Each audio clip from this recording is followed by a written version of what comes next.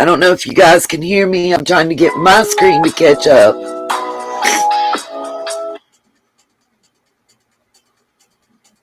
Let's see if I can get it to stop. Trying to get the intro to stop playing. There we go. Hello, hello, hello, everybody.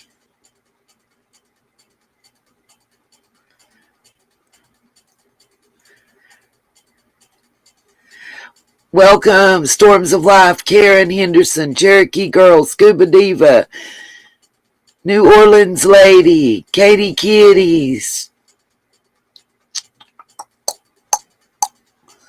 Let's see. Miss Jean, Polyumas. I'm seeing Kane's Candle, Diana M. Welcome back, darling. Miss Sassy Brenda, Storms of Life, Gail Dorset, New Orleans Lady, Angela Hoover. Guys, give me 32 seconds. I gotta walk out here and see if Lacey's got. I'm out of cigarettes, and I thought I had a pack, and I can't find them. What's up, Betty Joe? I'm about to have 10 strokes, but I think Lacey got some outside. What's up, Eden's Paranormal Garden? Welcome, welcome, welcome. Guys, give me just one moment. I'll be right back. I literally got to step out this door. Okay, it might take me 38 seconds longer because I'm old and moving slow. I sat down and got stiff. I got a lot to talk about, and I got to get it together fast because I'm working tomorrow. So, I got notes, as always. I got my handy-dandy notebook, so we're going to get her. We're going to get it in. Guys, I want to talk about summer, but I'm excited about Depp v. Heard. There was some stuff going down yesterday and today. Got a little bit of inside information on the jurors and stuff to tell y'all. So just stick with me. Come on, Sneak. Sorry, y'all. Got to get the dog out the door. Be right back. Stay.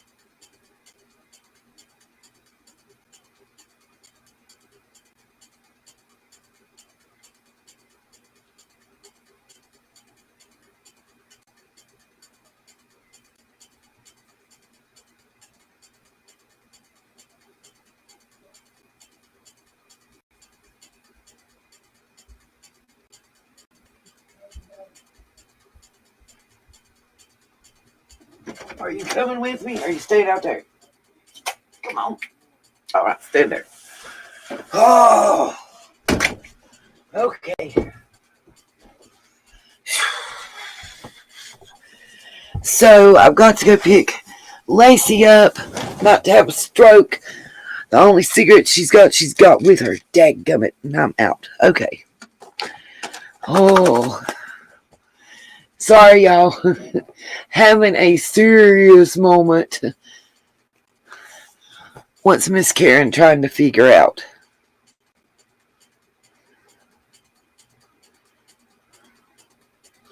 Let's see. Oh, well, I'm not going to smoke. I'm out of cigarettes. I'm having a moment. Okay. Yeah, well, I'm out, so Miss Betty Jo. Oh, it's not all good. Y'all just have no clue. It is not all good. Oh, okay, Miss Karen. I got a couple shorts in here, and we'll just have to use that and pray. It is not all good. I'm about to have 14 strokes. I thought I had another pack, and they disappeared while I was at work. Go figure. Oh, I was going to talk about that, Miss Eden. So, guys, I haven't been able. No, it is not good, Miss Betty Jo, especially considering I've got to work tomorrow now, and I'm supposed to be off. But hey, what's up, level-headed? Hello, how are you doing? So I was going to ask if you guys had heard about Jose. Give me a 1 in the chat if everybody's heard about Mr. Jose Roman. Give me a 2 if you haven't.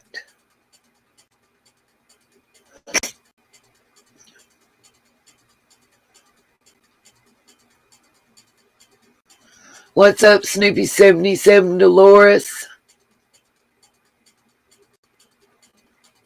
So everybody's heard about Jose. I heard about it right as I was getting off work, and the police showed up at my job, so we had to wait. It is sad, you guys. I think the first thing that we need to do is, hey, true crime and other stuff, everybody just throw up some praying hands and hearts in the chat for Mr. Jose's family. Because no matter what you think or what you feel, anybody losing their life is sad. So that's what I feel. I don't think there's a conspiracy theory that it should be, we know Jose was having a lot of issues. We don't know what happened at this point. We don't know what's going on. We just know that the gentleman's lost his life, and his family and friends need our prayers and understanding and not drama.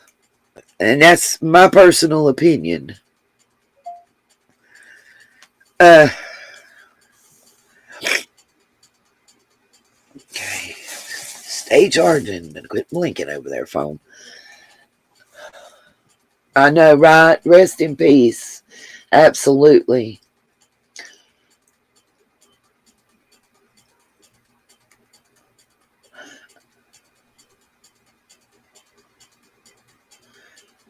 I just think it's very sad, and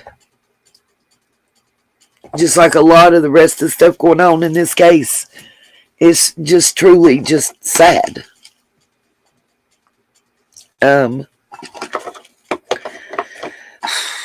Everything I got going on right now, I don't. It's hard for me to think and process. So, well, Eden, I'm sure that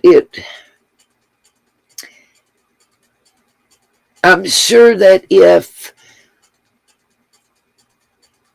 it was something that's not known or a criminal act, that it will be reported somewhere in the press. I'm just thinking that his family needs their time to grieve,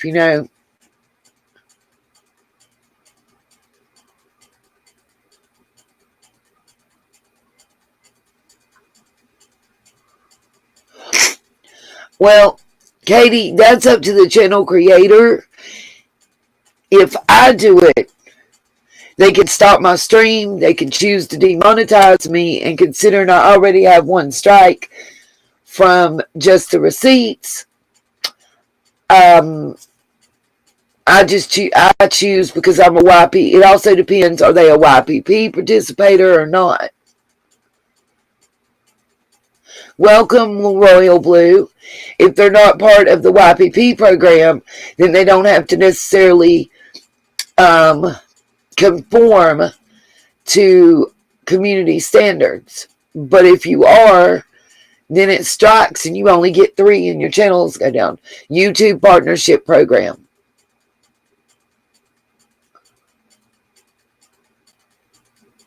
Absolutely, Betty Joe. Agreed. I think we'll take a full minute of silence starting right now. Well, as soon as I finish my sentence, we'll take a full moment of silence for those in Texas that have lost their family members and friends and children. It's and the numbers just keep growing, y'all. It's just so freaking sad. And for Jose's family. So for a full minute starting now, silence.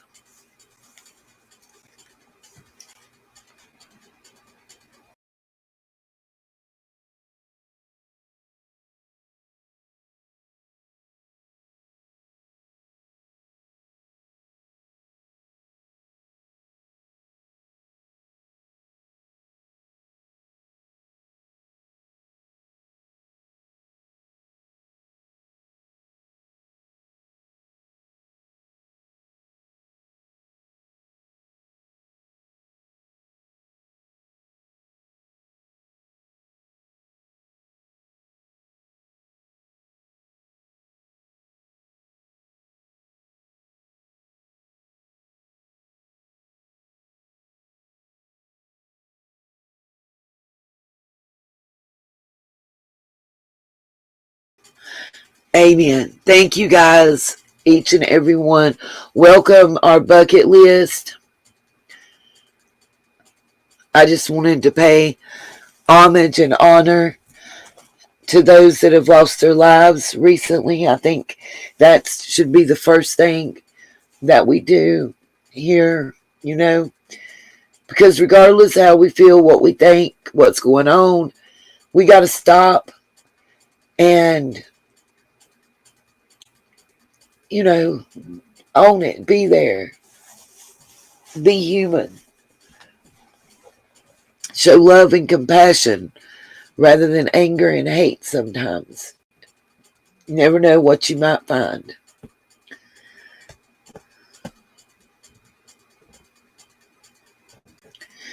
So I'm going to give a quick update on what's going on personally. It's been a rough few days for me, you guys. I appreciate everybody checking in. I've been trying to deal with this and the changes and everything going on with my son's case.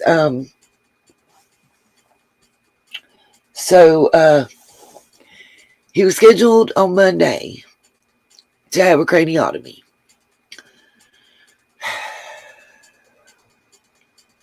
First thing Monday morning. He was supposed to check in Saturday. They took forever and 3 days to check him in. He got scared and left AMA Monday morning before the surgery. Went back today, had a 4G MRI and a third biopsy. We're waiting on results to see what they say and what the recommendation is and what his decision is going to be.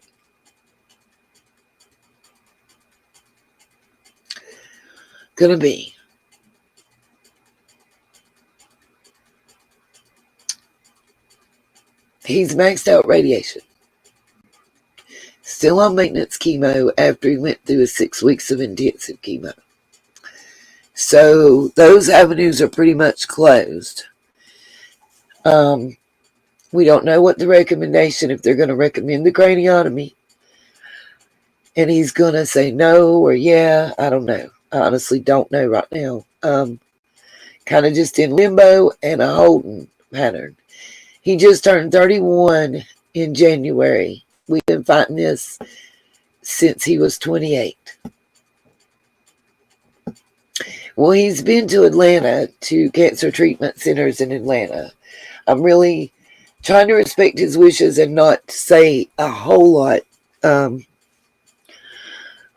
just real stressed. So, yeah, it is what it is. Guys, we are also concurrently live streaming on Facebook while we're up and running, just in case I hadn't told anybody. Just to ask for your prayers. And as always, anybody that wants to support the channel in any way, luckily, I just got one more day to payday. Thank you, Jesus. My first paycheck. Woo woo. I will, Miss Eden.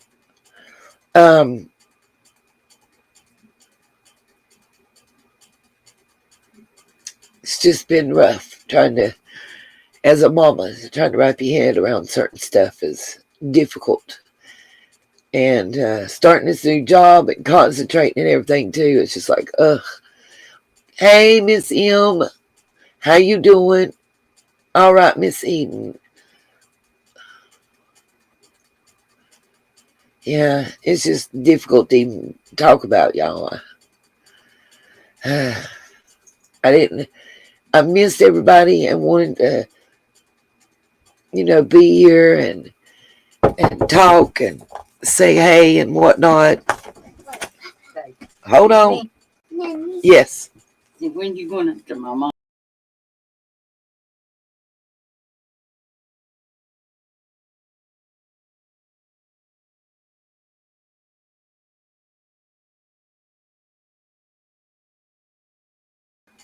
I do too, Sassy.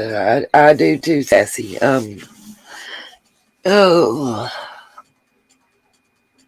It's just been a long, hard road and more back and forth trips than I expected. Oh, yeah, and that's part of what I was talking about. We're going to check out certain parts from yesterday's Charged a couple stuff. We'll do it last. But we'll watch the end, the pretty much after lunch break, starting with the TMZ guy, which I already knew. I'm going to be real with y'all. There's a couple YouTubers, including myself. The day that I'll go ahead and drop y'all a little tea. What's up, TNZ? Welcome. Before TMZ guy came in and said what he said and testified, being a YouTuber, several of us YouTubers got copyright struck from court live streaming the day they showed Johnny with the cabinets. Now, why is that important? Well, we got struck for copyright infringement. And who did it tell us was the owner of the copyright? TMZ. That's right. So, knowing what we have to know as YouTubers and as live streamers about copyright and stuff and what they put us through as far as YouTube goes, we knew that Amber had to either sell the video to someone else and give them authorization and copyright ownership, or she sold or gave it to TMZ, giving them copyright ownership. Because, as you see in the video, it was her tablet that was used to videotape.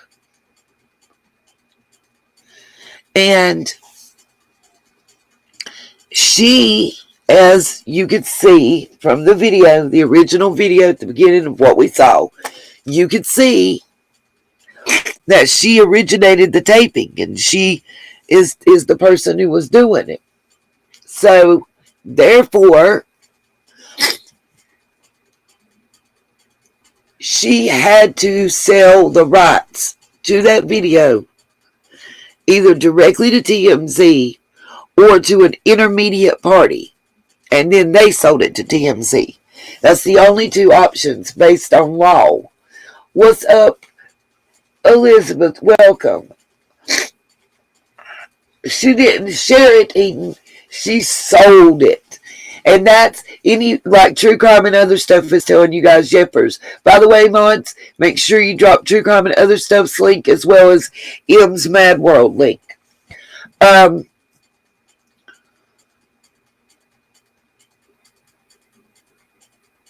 You know, breaking news, Elizabeth. Yes, she did email it, Eden. But she had to be the owner and own the copyrights to be able to do that. That's what I'm telling you. And we knew it early on when they played it, like last week.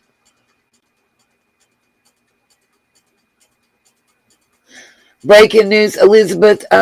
Pretty much all you missed was the update about my son and us talking about Jose and do a moment of silence. You shouldn't be able to swear. Automatically the bot should get you.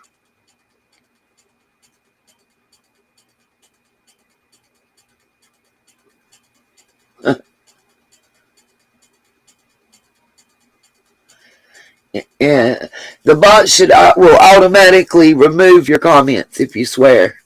It might not even say nothing. It'll just automatically. If it any terms that are a violation of YouTube standards, it'll automatically take it. Elizabeth, he's physically okay. We are awaiting results. It'll probably be sometime around 10 or 11 a.m. tomorrow morning, Eastern time. I'll try to do a video. I have to be at work tomorrow and Friday at 2. Thank you so much. Greatly appreciated. Okay, I've got to pick Lacey up in a little bit, so I need to get on into this so we can get the Depp v. Heard going, because I have some things about Summer that prior to the news about Jose that I wanted to talk about that we haven't been able to talk about. Heck yes, Sassy. I hadn't got to reply back to you because I'm not allowed to have my phone out, but I did read your messages. I was just kind of tied up on my lunch break checking on him. I got you, Miss Eden. I will message you as soon as we're done in the live stream, baby.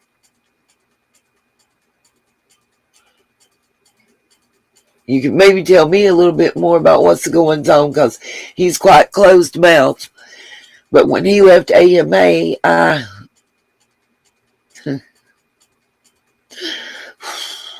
can't talk about it. I'll break down. It just felt like he was choosing death. Based on everything we were told. And Eden, what I'll tell you this, I know exactly who you are. It's stage 4 glioma now. They've upped him to stage 4. At this point, unless the biopsy shows something different. And it is glioma. It's in the left frontal lobe, right near the epicenter of fine motor control. Okay, y'all. Like I said, anybody that wants to help donate towards like gas and lunch money, since I don't get paid till Friday because I don't have time or some stupid prepaid card they give you. I used my bank account. I have to wait an extra day to get paid, they told me. Isn't that wonderful? Everybody else gets paid on Thursday. I get paid on Friday.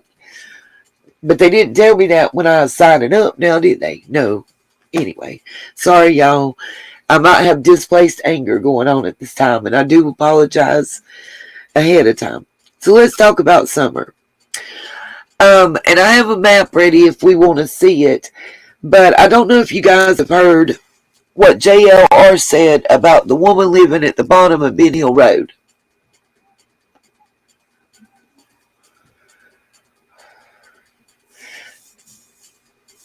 Miss Elizabeth, honey, I don't know.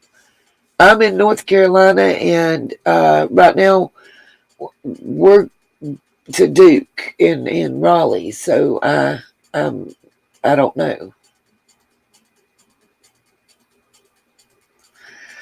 Thank you all so much.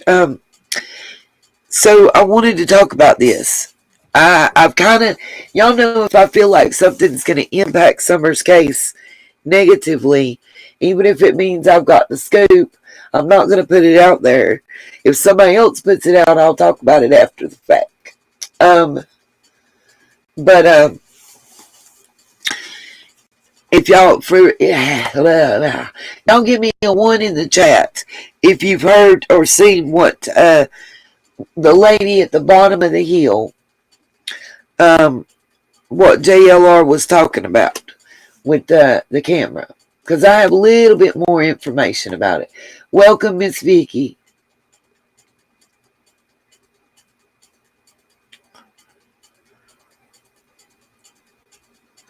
And if you all don't know nothing about it and ain't heard, give me a 2, because I'll give you the 411, a little bit more than what he gave you. I've kind of had some information. Y'all know I know a couple people in the area that I've been dealing with since probably around September. Okay. I see quite a few of y'all haven't seen it. Okay. So for those of you that haven't, and to give extra to those of you that have, what I'll tell you is there was a woman at 107. Well, I don't trust him, but I do trust my sources. And he confirmed what I already knew. Circe, hello, and Don B has reported it as well, but he reported it from JLR.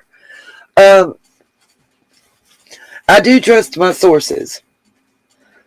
And he confirmed it, and it wasn't just him.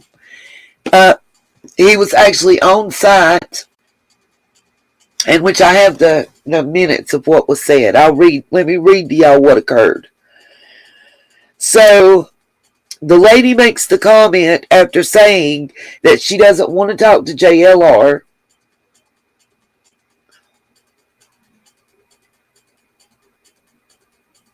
Oh, wow, Cherokee girl. She doesn't really want to talk to JLR or any other YouTubers. She makes the comment that she's talked to law enforcement a lot. The FBI included. What she said is, I've talked to law enforcement a lot. The FBI include, as well as TBI and Hawkins County. Hey, Miss McKenzie, welcome back, darling. Okay, now, what I have wrote down in my notes is that I was told between 2 and 3 months ago that someone on Ben Hill had a Ring doorbell and cameras pointing at their driveway and the intersection and entrance of Ben Hill from Beach Creek. There's one way in and one way out of Ben Hill. I was told, no, Katie, this is not, no ma'ams. This is right at the bottom of the entrance, right as you turn off of Beach Creek onto Ben Hill. Hey, Miss Smileys. Yeah, I heard this. I don't believe this is the lady with the Ring camera. I believe that she has what I call the little square box cameras. They can work with Google or Siri or whatever, but it's just a little, it looks like the fidget boxes. They're really small, and you can mount them or sit them anywhere. I believe that's what she has from my personal information that I've received, that it points out her driveway. And her driveway angles, if you, I can show it to you on the screen. Hold on. Because I already got the map up. How about that? think I did the aerial view. Just like I already have the stuff up for the Depp VR trial. When we go into that. Okay. Let's see. Let's move that over. Just waiting for it to come up on the screen.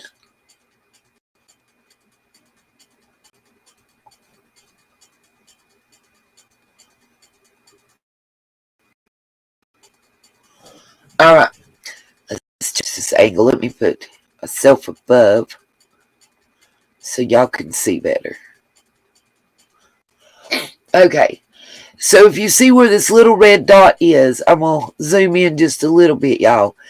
Where the red dot is the lady's address. Okay. You'll see the Beach Creek Road running here, almost like the top of a T. And you'll see this is where the red dot is. This road here is Ben Hill Road. This is Beach Creek. It's almost like the letter T. And where the red dot is kind of where we're specifically talking about. Let me see if I can't make it bigger and zoom in even more.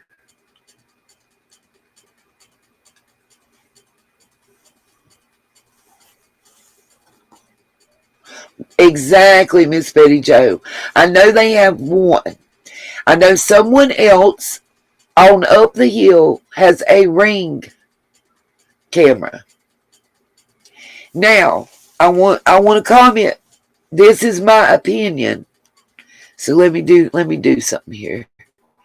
Let's fix this to where it says my opinion part of the broadcast. So nobody can't have their draws in a wad because I'm not feeling it no more. Come on with your slow self. This internet stuff is killing me.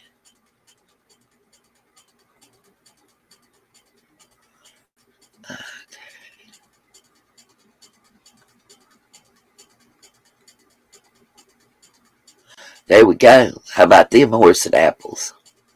My opinion portion of the broadcast. Okay.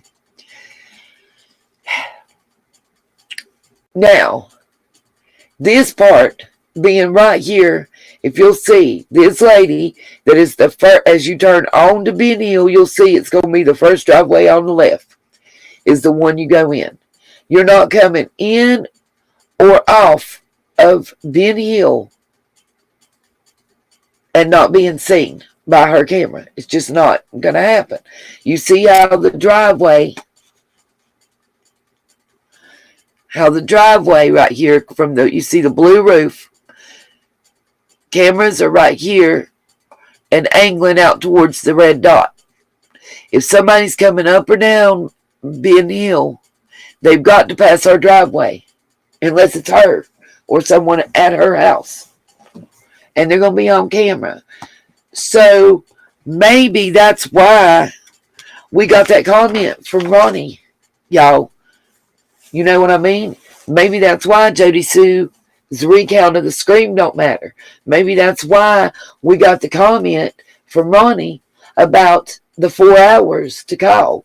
Because maybe he's seen them come in and the vehicle go back out and back in and back out and back in and back out over hours before the police were ever called.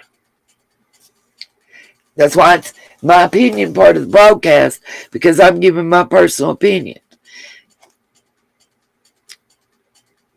Second, if all motorized and non-motorized vehicles going on and coming off of Ben Hill Road after and before Summer went missing could explain why law enforcement are so adamant that this was not a stranger abduction. Think about it. Exactly, Betty. That's what I'm saying, though. Think about that. Maybe that's why they're so adamant that this was not a stranger. Yes, Kay. It has been said that she left out 2 times. Exactly. My point is, certain things they're saying are based in more fact. I told you guys, I even showed y'all a case where they lied in Hawkins County recently, within the past 3 years. I showed y'all a case to where they even gave, just like he gave an interview, the detective did to WJHL, the detective gave an interview to the local newspaper, and it was written up saying they had no evidence, and it wasn't less than 2 weeks that they clanked and hooked her right up for that embezzlement and whatnot. I'm just saying. They are allowed to lie to us to get what they need for their case. Not just the suspects, not just the persons of interest. They're allowed to lie to the news reporters. They're allowed to lie to the public. They're allowed to lie to anybody they want to do what they need to solve the case. Exactly, Katie. I think so too. I mean, y'all think about it. If they got this camera and look at where that angle is in this picture, I've got pulled this map up on your screen. You look at where that is. That's the bottleneck. You're not coming in or on or off of Ben Hill. You're not coming off that road that you don't come back through there. It's one way in and one way out. According to law enforcement and the locals. You're not coming in or out. Unless you that's right. Law enforcement can lie like a Persian rug to you, but you can't lie to them. Straight like that. Y'all, I'm dying for a cigarette. I'm going to stab Lacey. I won't be able to buy none until Friday. Jeez, Lord.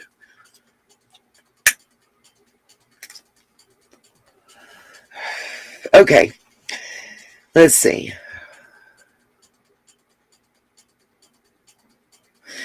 One other thing. Y'all remember Dawn talking about on the morning that Summer went missing. Something that's been really bothering me lately, and I wanted everybody's thoughts and opinions on it. He said that when he got up, that Summer was still laying in the bed. Like her feet and her legs. It stuck in my head. I remember Chris McDonough talking about it over and over again. And he was talking about she was still laying in the bed. As I remember, he was saying that he left at like 7:30, 8 o'clock. Now, if I'm wrong with the time, you guys, please tell me, because it does make a difference. And I wanted to go back and rewatch Chris's video, but I have not been able to. But my understanding is he said he left around 7:30 or 8 o'clock because he stopped to get breakfast on the way to work. And I think he arrived at work at either 9:30 or 10 p.m. And he said it took around 45 minutes. There's a reason that I say that. Because y'all remember the tree trimmers statements that's just recently come out, correct?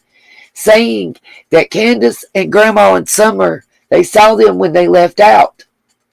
They said they left out at 7:30 a.m. They saw them.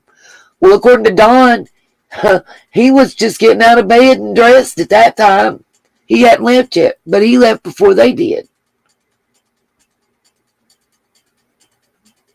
See, I've been wondering that all along, Katie.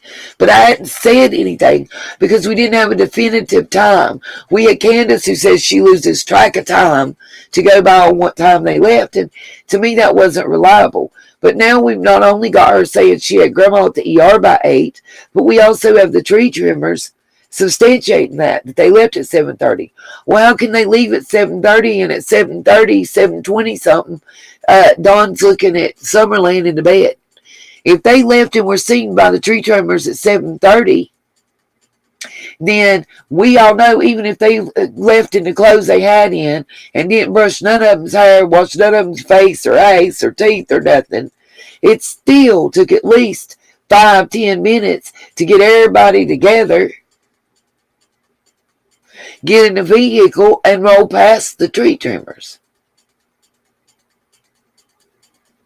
I mean, that's common sense. So they at least had to be in the vehicle by 7:26.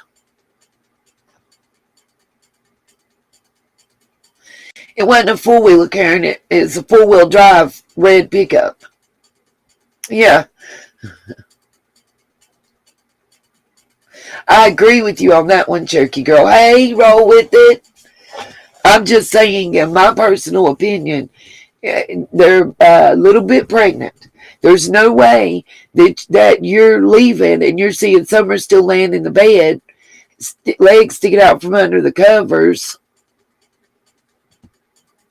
Well, I mean, Kay, the tree trimmers couldn't. Let's say they're even off by 10 minutes. Still, Don lied to us about what time he left for work. Another inconsistency to their story. That's all I'm pointing out. You can't be a little bit pregnant, if that makes any sense. I say that all the time. Unfortunately. Let's see. I got more notes. Hold on.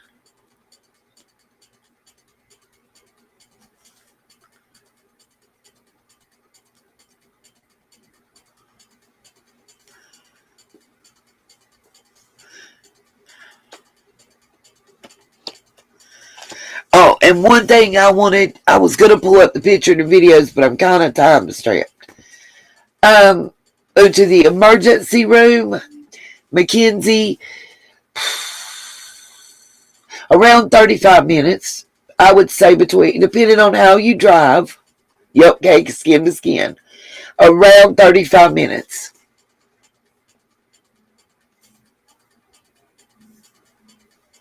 Betty, it makes me wonder. I'm there with you, sweetie. I wanted to make it known. I was going to show y'all the video and the still shots in the tracksuit in the back of Grandis's car. Two things I wanted to note. The video was taken first and then the still shots. The still shots were taken, the ones that we've seen was a picture that was displayed on a cell phone.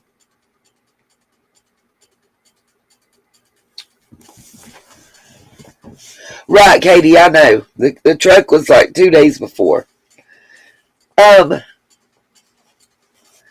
What I wanted to point out is the way. Good night, Miss Karen. Thank you. The way that a second way that we can tell that the pictures were taken second is, and not still shots from the video, is the hand placement of Summer's right hand. In, where do I have this? See, her right hand placement is different in the pics than any frame in the video. There is only 1 second. Okay, that's the next part. The hand placement, her right hand in the video, her hand's up higher. And it's like her hand is slowly sliding down. And it's on the seat beside her leg. In the video, her picture is up on her right. Her hand is up on her right leg. In the picture, her hand is down beside her leg on the seat itself, where it slid to. Okay. Number 2, a lot of people ask about seeing a breath during the time that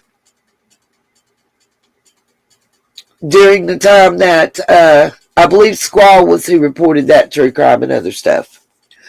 During the time that the video is showing Summer, it's about 1.3 seconds is all we see of Summer.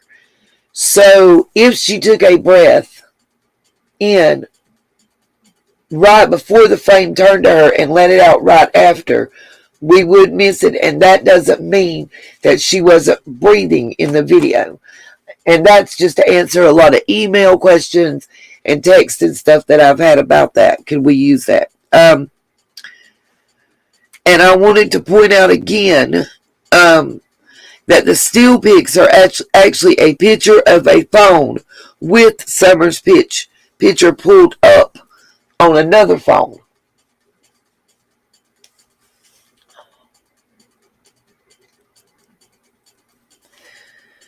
And then what was really the reason for taking that picture and those videos that day of Summer? What was really the reason? I just have never, in my heart of hearts, in my personal opinion is I have never felt the story that we were given about the arms up behind the head being true. Yeah, Squall Tits channel.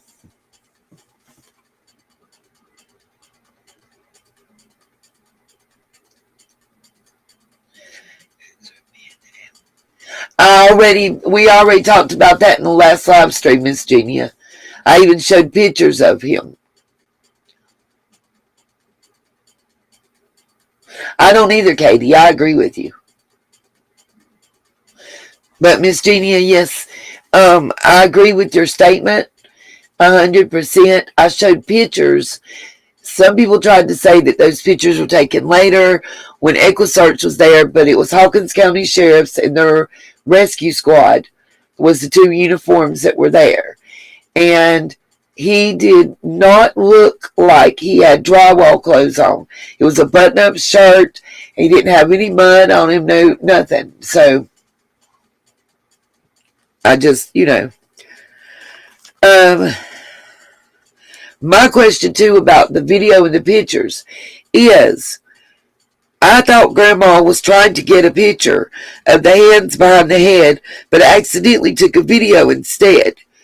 So where did the pictures, the still pictures, looking very similar to the video, come from? And whose phone is that they're on? Because they're on one phone and being taken a picture of with another phone. So who are the two phones belonging to, and why was that done that way? Well, I haven't either, you guys, but not buying it proves two separate things. You're welcome, True Crime. That was mainly what I wanted to talk about Summer right now as of new information, other than Jose. Chocolate bits.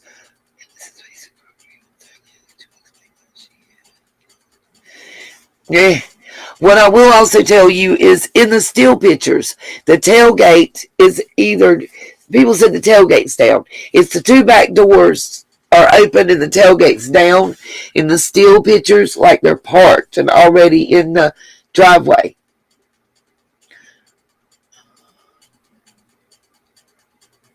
I have heard that, Miss Katie. That's what's been alleged. And like I said, it makes you wonder, were they taken that day? I've always wondered that. No BS.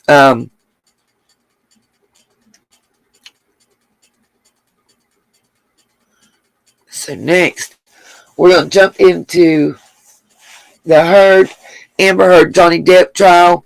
I've got it ready to play, you guys, and I've got to pick up Lacey.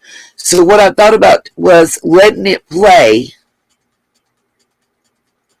while I'm going to pick her up and come back. I'm about to go in here and have to borrow some funds. So what I'm going to do is rewind it to the beginning of the day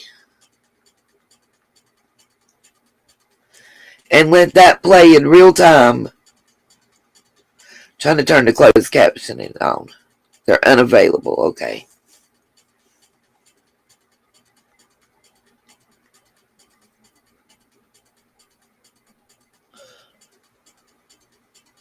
Okay, True Crime. No problem, sweetheart.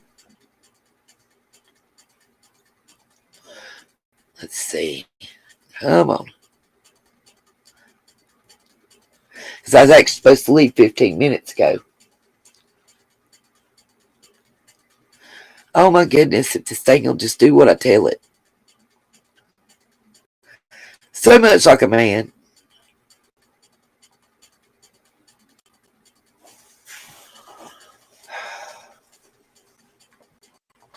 I got the video on, Miss Katie. Y'all just can't see it yet because it's not doing what I'm telling it.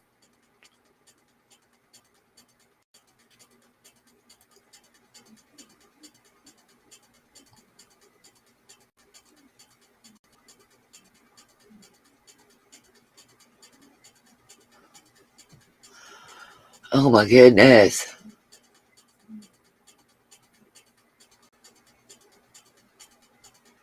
There we go. Finally. Alright, guys, I'm going to go ahead and start this playing so I can run and get her right quick.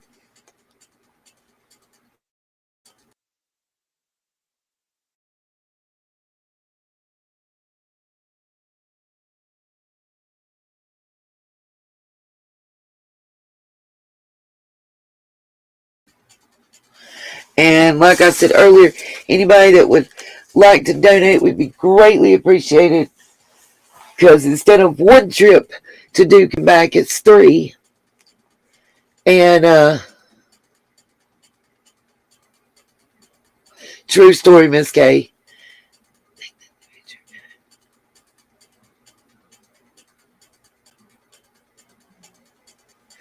Yes, I do, Miss Genia, and you may be 1,000,000% correct.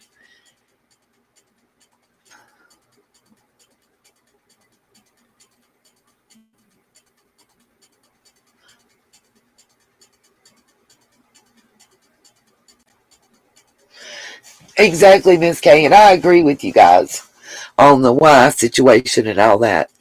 Okay, let me fix the thing back.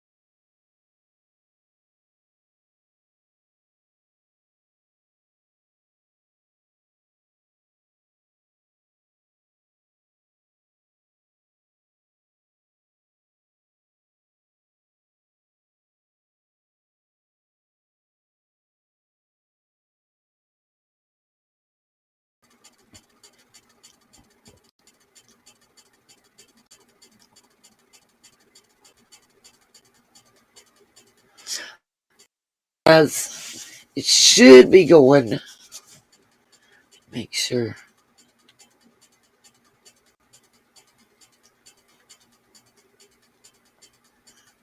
Okay, yeah, it's playing now. Alright, like I said, I didn't either. I missed it too, you guys. I'll see what I can do about cutting off its sensitivity or making it less sensitive to it or something. I'm still working the kinks out, you guys know. I'm backwards technology wise. But like I'm saying, anybody that can donate it would be greatly appreciated. Like I said, 3 trips instead of 1. And gas, of course, went up. Of course. I will be back shortly, you guys.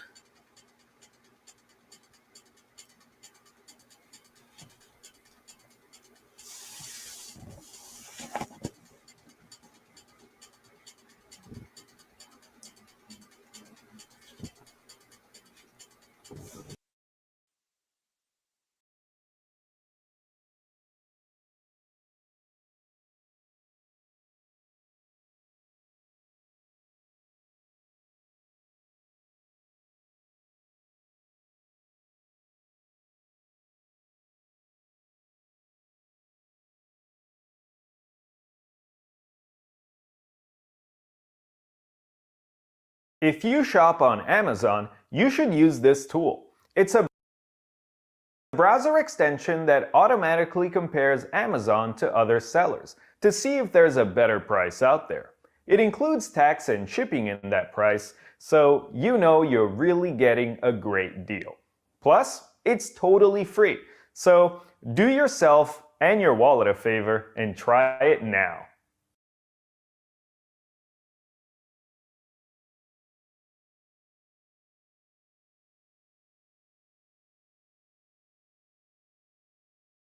I want solar panels on my home, but they're too expensive. I get this comment all the time.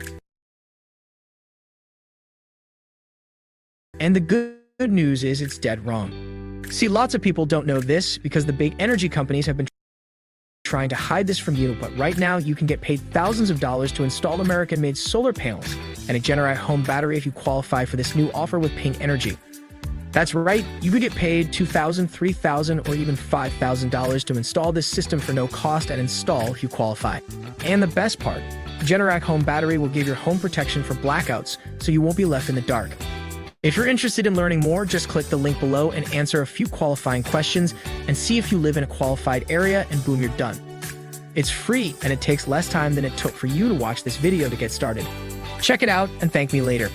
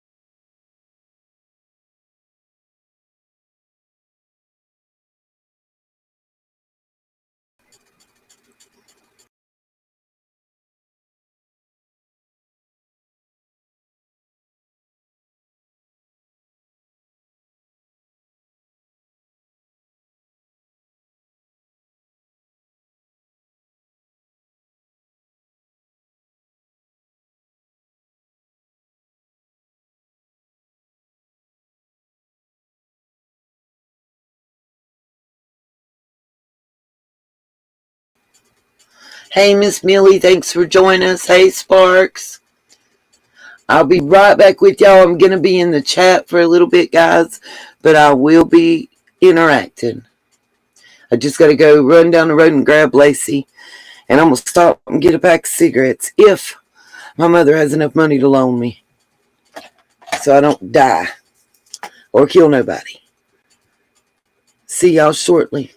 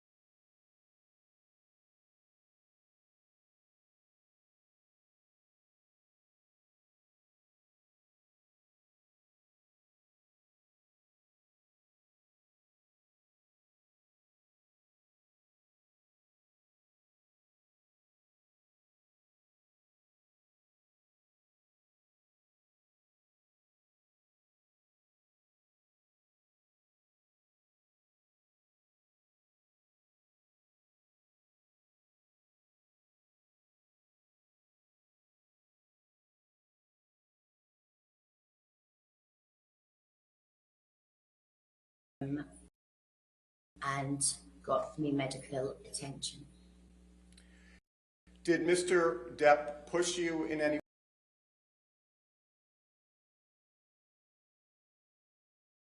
Hey, we're Casper, the original bed-in-the-box company that took the internet by storm. With over 2 million happy sleepers and counting, and over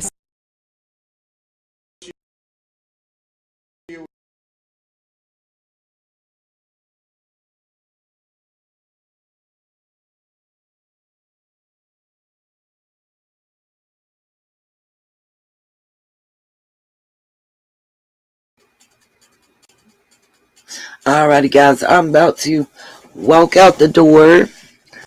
I will be in the chat. I was trying to figure out a way to add myself to the chat, but it's not letting me do it from my cell phone. So I'm just going to be in the chat like everybody else for about 15 minutes, 20 at the most, to go pick her up at work. You know what?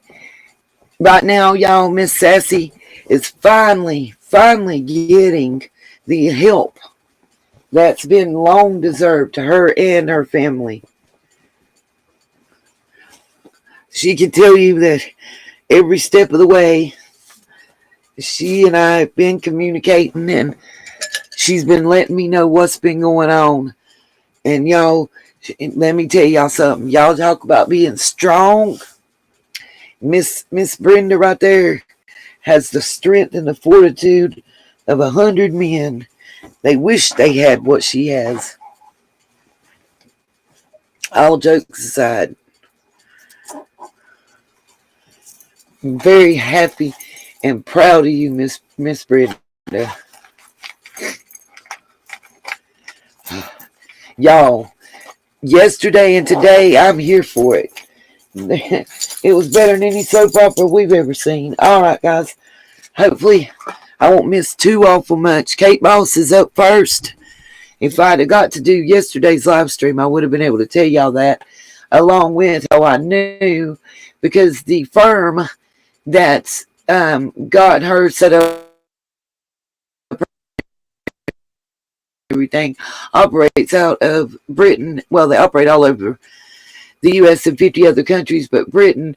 And Well, I still got a little inside information on something to do with Miss Heard's team and something that was overseen.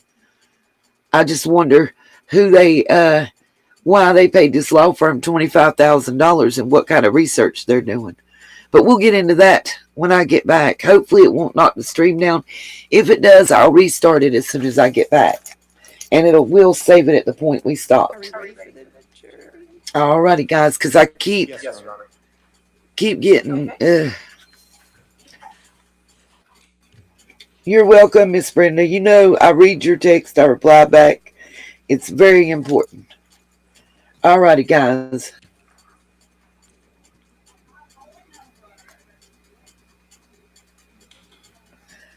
Hopefully, I've took down a whole bunch of anything that uses Wi-Fi in the house so that it should stream faster. Alrighty. I will be back shortly. Enjoy. I'll be on the video in a moment as soon as I get in the car.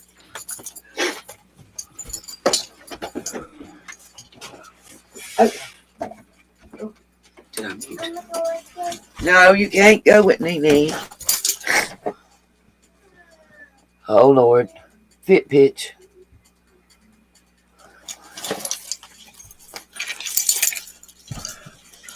Oh, fall. Good morning, ladies and gentlemen. Oh, let me fall.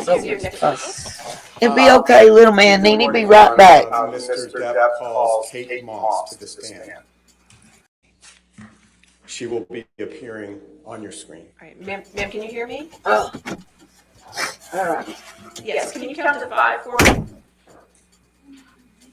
1, 2, 3, 4, 5. Thank you, ma'am. Raise your right hand. Do you swear affirm to tell the truth under penalty of law? I do. Thank you. Good morning, Ms. Moss, or I should say, good afternoon, your time. My name is Ben Chu from the firm of Brown Rudnick. Would you please state your full name for the record? Kate Moss. Ms. Moss, where do you reside? London, England. From where are you testifying today, Ms. Moss? Gloucestershire, England. Ms. Moss, do you know Johnny Depp? Yes, I do. How do you know Mr. Depp? I had a relationship with him. Did there come a time when you and Mr. Depp had a romantic relationship? Yes. For how long, Ms. Moss, were you and Mr. Depp a romantic couple? From 1993 to 1994 to 1998. Ms. Moss, did there come a time when you, while you and Mr. Depp were a couple, that the two of you took a vacation together to the Golden Eye Resort in Jamaica? Yes. What, if anything, happened when you were in Jamaica with Mr. Depp? We were leaving the room, and Johnny left the room before I did, and there had been a rainstorm, and as I left the room, I slid downstairs, and I hurt my back. How did you... And I apologize, Ms. Moss. Please continue. And I screamed because I didn't know what happened to me, and I was in pain, and he came running back to help me and carried me to my room and got me medical attention. Did Mr. Depp push you in any way downstairs? No. During the course of your relationship, did he ever push you down any stairs? No, he never pushed me, kicked me, or threw me down any stairs. Ms. Moss, have you ever before today testified in any kind of court proceeding? No, I haven't. Why did you decide to testify today? Objection, Your Honor. That's beyond the scope of what we just talked about. All right, I'll sustain the objection. Thank you, Ms. Moss. We have nothing further at this time. We greatly appreciate your taking the time to testify. All right, any cross-examination? No, Your Honor. All right, you're free to go. Thank you, Ms. Moss. Thank you very much. Thank you very much.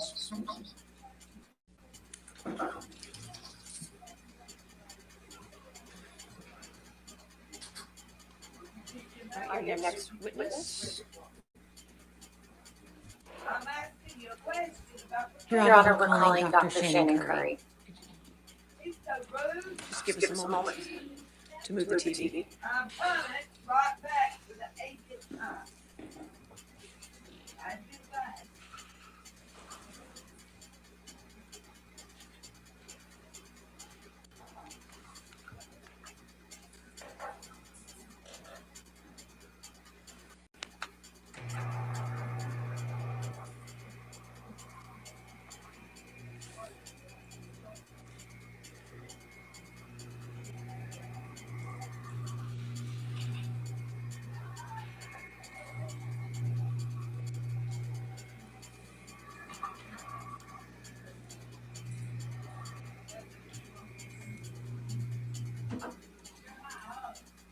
All right, Dr. Curry.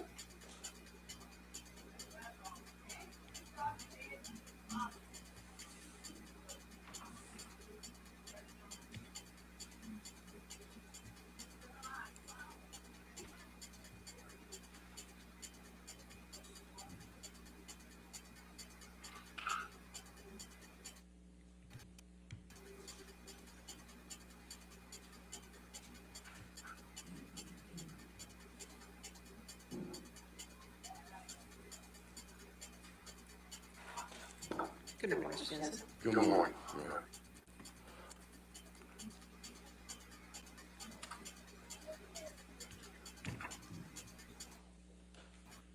Please call Shannon Curry. Dr. Shannon Curry. Ma'am, you're still under oath. Ma'am, you're still under oath. So please have a seat, doctor. Please have a seat, doctor. Good morning. Good morning, Dr. Curry. Good morning. Can you remind the jury who you are and what you do? Sure. I'm Dr. Shannon Curry. I'm a clinical and forensic psychologist, and I'm here today to rebut the testimony that was provided by Dr. Hughes.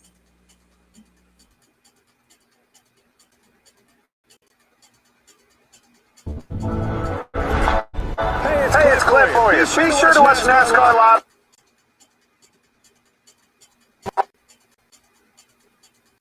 on Fox and FS1 on YouTube TV. Try it free.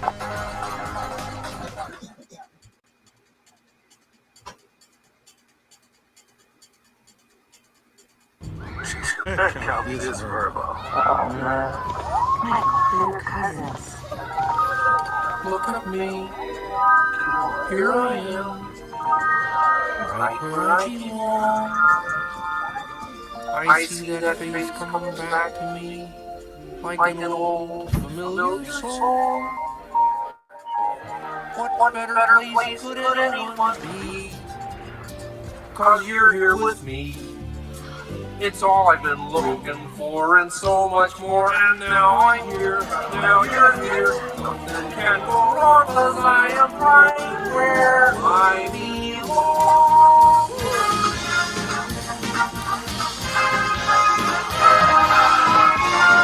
And now I'm here, now you're here. Nothing can go wrong 'cause I am right where I belong.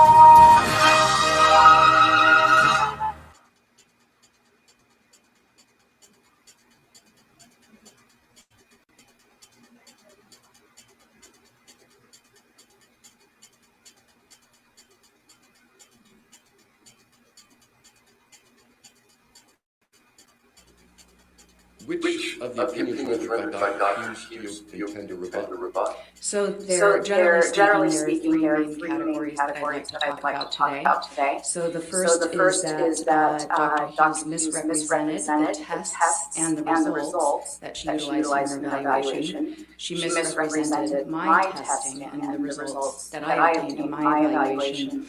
And she communicated in a manner, provided testimony in a manner that presented essentially her own opinions and the self-report of Ms. Hurd as facts.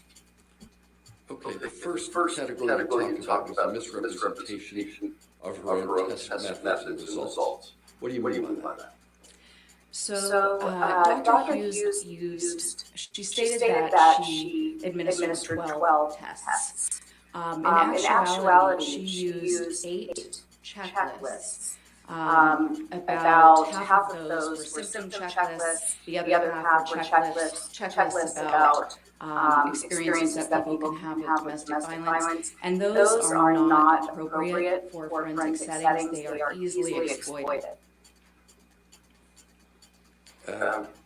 Other issues that you intend to address relative to misrepresentation of own results? Yes, so in addition to using these checklist measures, which are easily exploited in a forensic context, they're developed for research or treatment only. She also stated that these checklists reveal things that they simply cannot reveal, especially in this context. Let's see.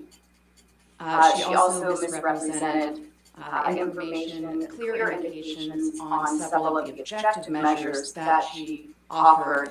And there were indications visible that Ms. Heard had essentially engaged in what we call response distortion. So clear indications of exaggeration on one of the measures that's specific to PTSD, clear minimization of symptoms intentional on another more broad personality and psychopathology-based measure that she gave to Ms. Heard, which she did not acknowledge.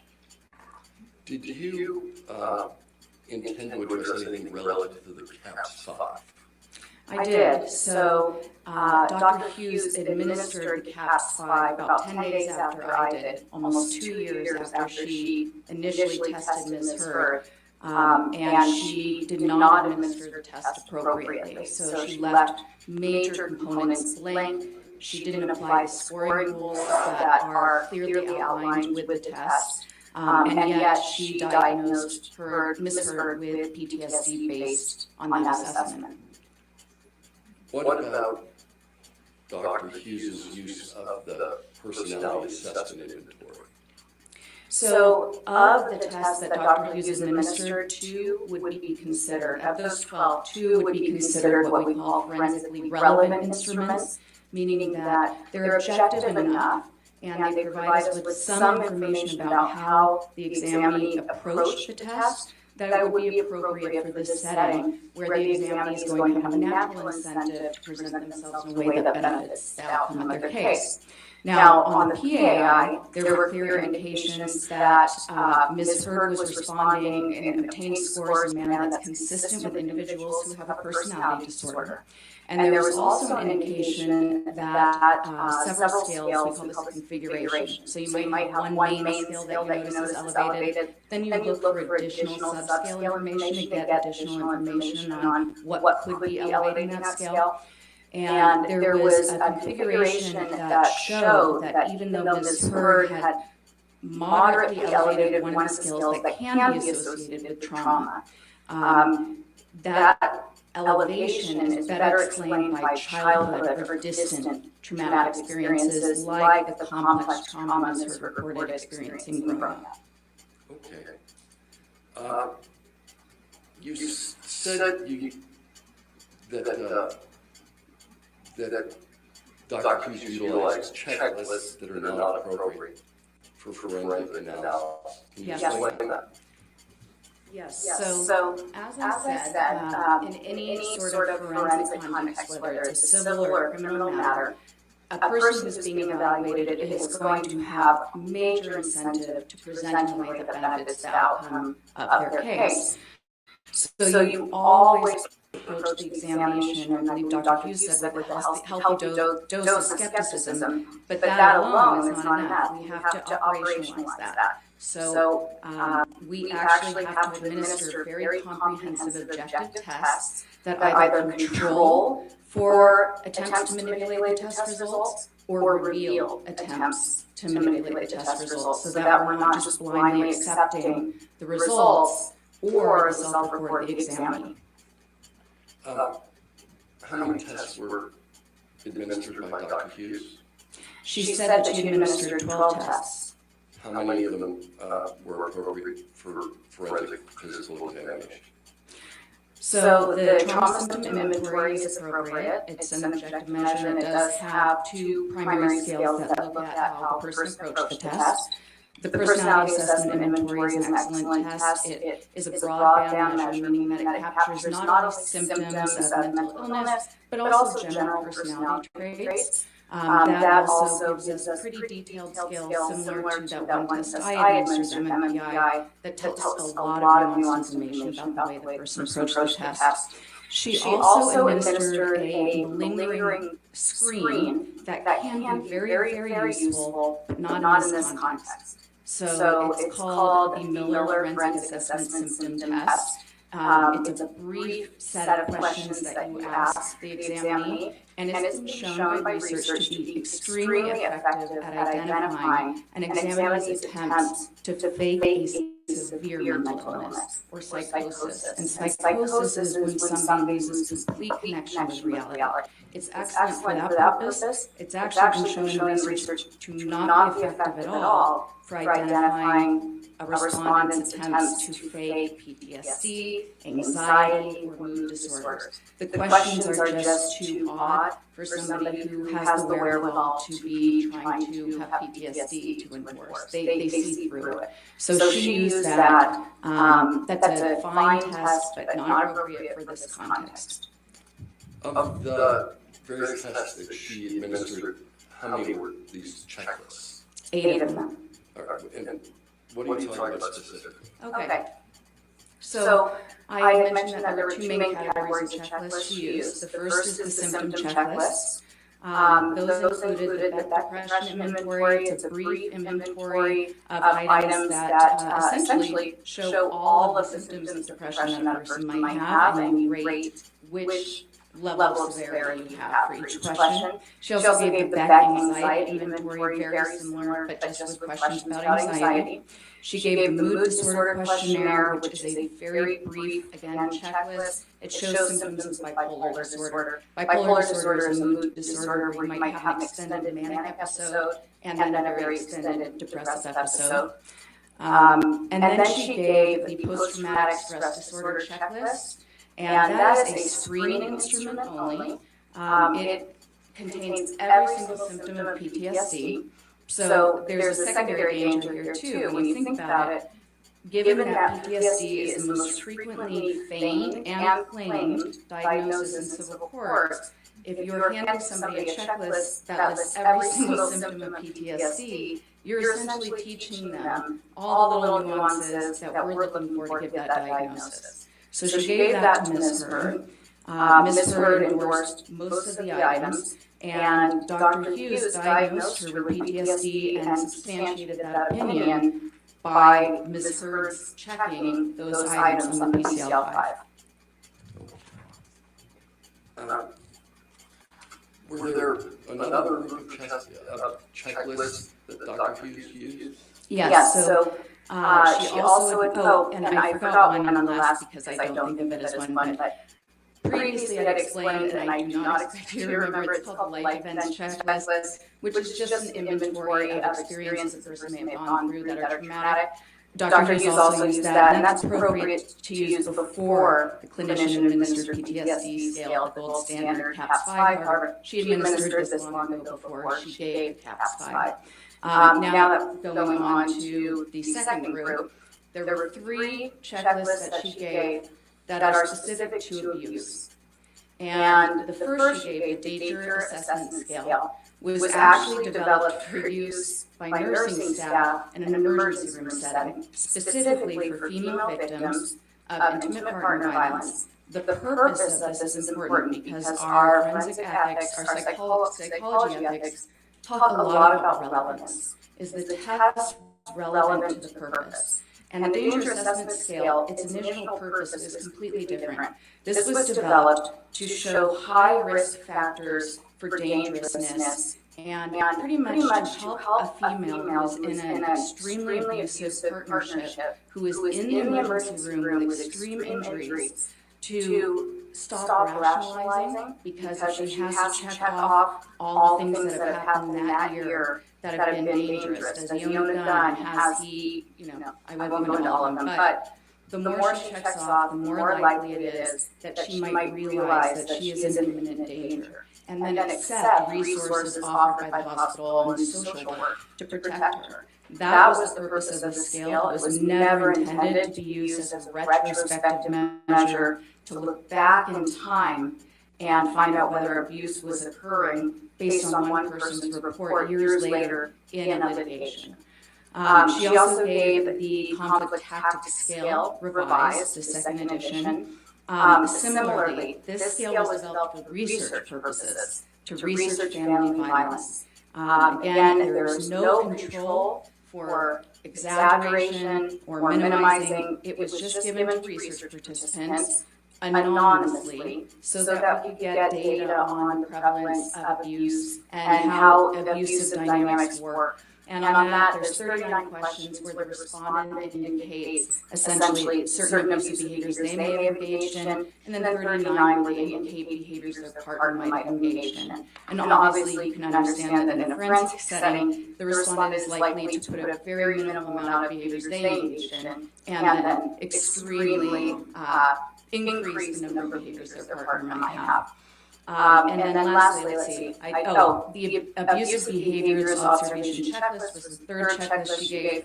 This one has not, there's no research even on its effectiveness or what it was developed. It's a theoretical, very brief checklist that was meant to be used for therapy, where an individual who had experienced domestic violence could essentially read through some of the behaviors that constitute violence that they might not have been aware of. And if those behaviors apply to them, or if some of those coping strategies were ones they utilized, they would check that off. And then they have a way to talk about it, because now it's been put to words. Again, this is similarly problematic if you're in a civil litigation, the person is motivated to have the results be consistent with a claim or an allegation of intimate partner violence and an allegation that they've been severely harmed, then they could simply just check off more. And not only that, but checklists like this one specifically give a lot of nuanced information about what clinicians might be looking for when they're assessing whether violence was present or whether the person's self-report is consistent with a genuine self-report having been victimized. They're given all that information that we might be looking for. Can you talk specifically about Dr. Hughes' use of the, I think you called it the PCL-5? Yes. So the PCL-5 is the post-traumatic stress disorder checklist. This is different, not to be confused with the CAPS-5, which I talked about previously as being the gold standard. The PCL-5 was developed by the National Center of PTSD. It's intended for treatment. So if I were, for instance, working with a service member who I know had been in combat, I would probably give this as a standard with my intake. Before we do the diagnostic interview, it kind of gives me a read on how somebody who's there for treatment, who we assume can be taken at their word, because if they give us correct information, they're going to get an appropriate treatment. And if they give us incorrect, they might not get the treatment they need. So I would give this checklist to them, and then if they recognize some of those symptoms as PTSD, they could check it off. And that would probably indicate to me that I need to then do the next step if they're checking off more items than not. I would probably decide to administer the clinician-administered PTSD scale, that gold standard interview, to find out more about a diagnosis. The last thing is what everybody refers to as the CAPS-5. Yes, the CAPS-5. What about, well, you talked about forensic use. What do you mean by that?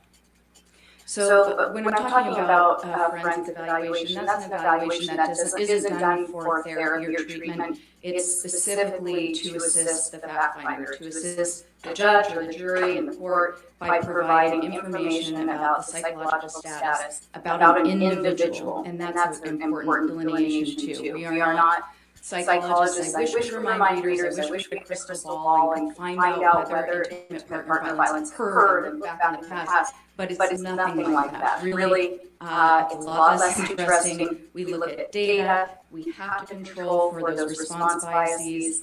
And then we also are looking at functioning, which is really the bottom line of the assessment. Did the person have a change in functioning from before the alleged trauma, or in this case the alleged IPV, to after? Is there a decline in the way they're going about their lives? All right.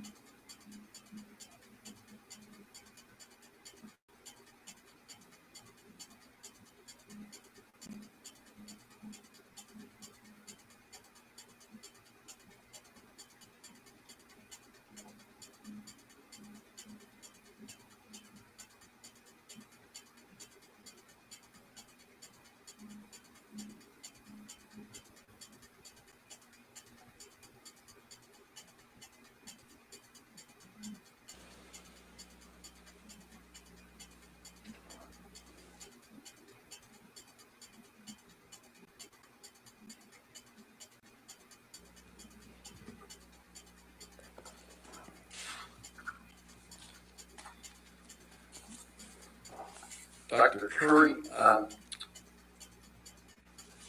let's look back at some of those domestic violence checklists that you were talking about. Okay.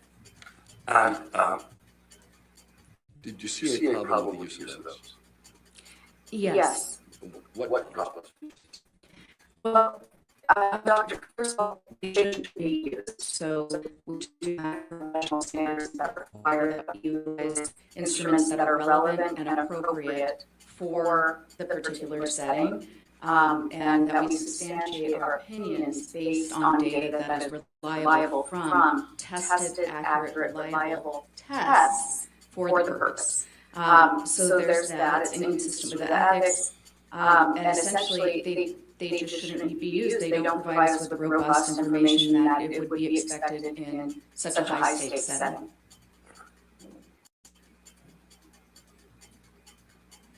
Would you have expected Dr. Hughes to comment on the limitations of the checklist she was using?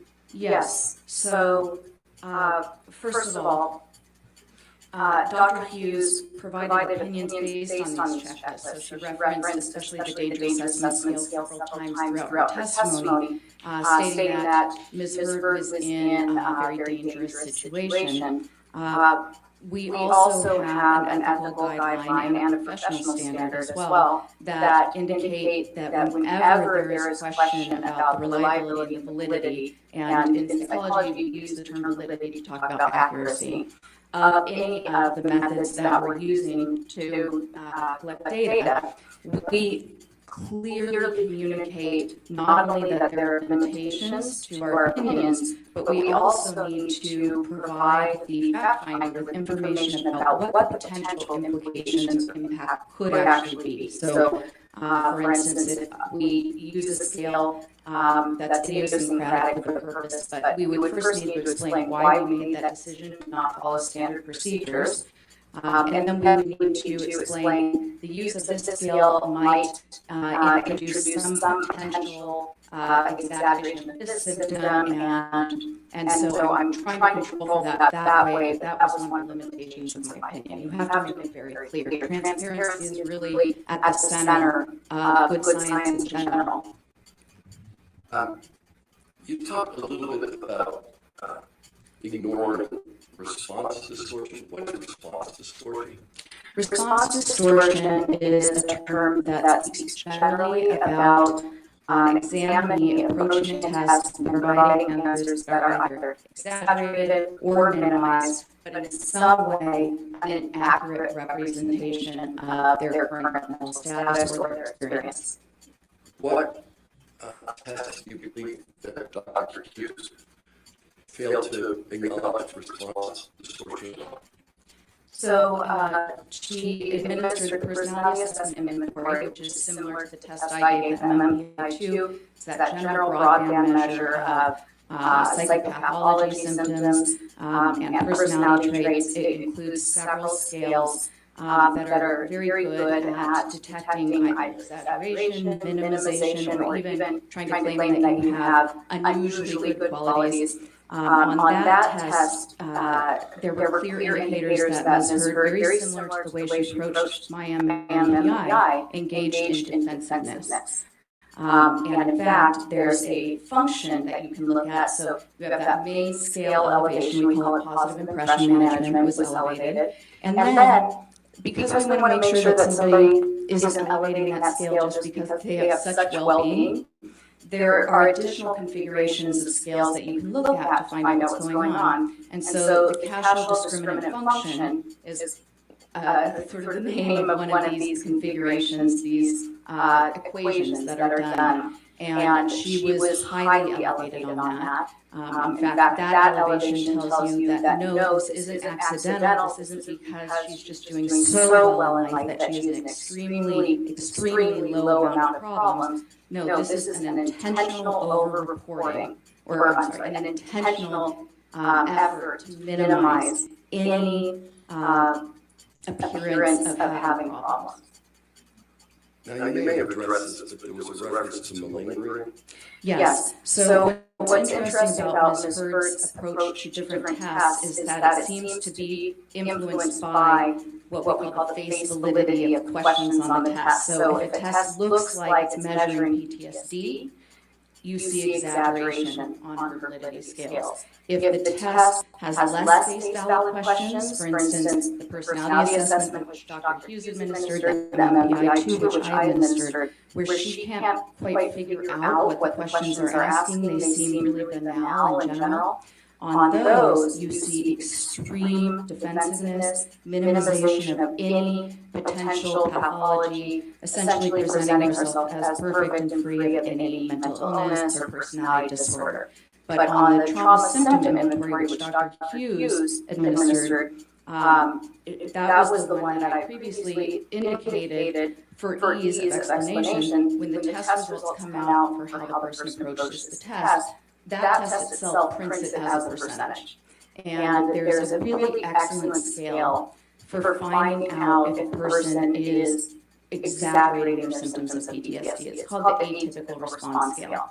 And the TSI-2 is the revised version of this test, and that scale was improved this time around to really try to be a clean indication of, is this person exaggerating? And it puts quite high questions in the test that are so unusual. They might sound like PTSD, but even the most severe cases of PTSD don't have these symptoms. And so somebody who's intentionally trying to exaggerate PTSD, or possibly unintentionally, but nonetheless who's exaggerating it, is likely to endorse these items even though they're not real PTSD symptoms. Ms. Hurd scored so highly on this that even if there is, although Dr. Hughes correctly said there tends to be a negative skew when people have the high levels of distress that's associated with PTSD, so sometimes people score higher on this even when they do have PTSD. She scored so high that that is effectively ruled out as a possibility. Okay. What about Dr. Hughes's administration and use of the CAPS-5? Okay, yes. So Dr. Hughes had diagnosed Ms. Hurd with PTSD back in 2019 when she began testing her.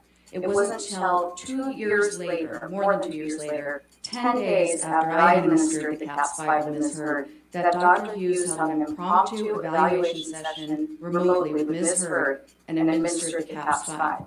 She had previously diagnosed PTSD without using what we consider to be the gold standard PTSD diagnostic interview.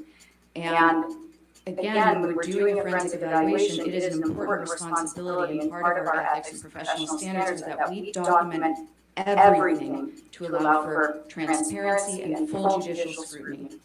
And Dr. Hughes administered it incorrectly. She left huge sections, very relevant sections, blank. There's no way to understand why she scored it as high as she did based on the information that's provided. You're essentially supposed to notate the examinee's responses as verbatim as possible to explain your reasoning and applying their scoring procedure. It's a standardized test, and if you don't follow those standard procedures, it's completely invalid.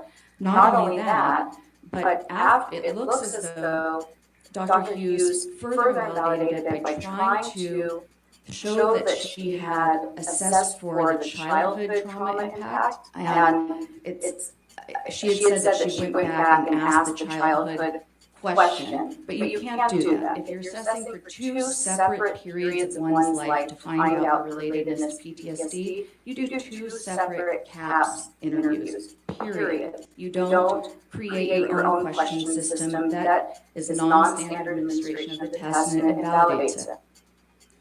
All right. You also mentioned, with respect to the PAI, or the Personality Assessment and Inventory, that Dr. Hughes failed to mention some elements.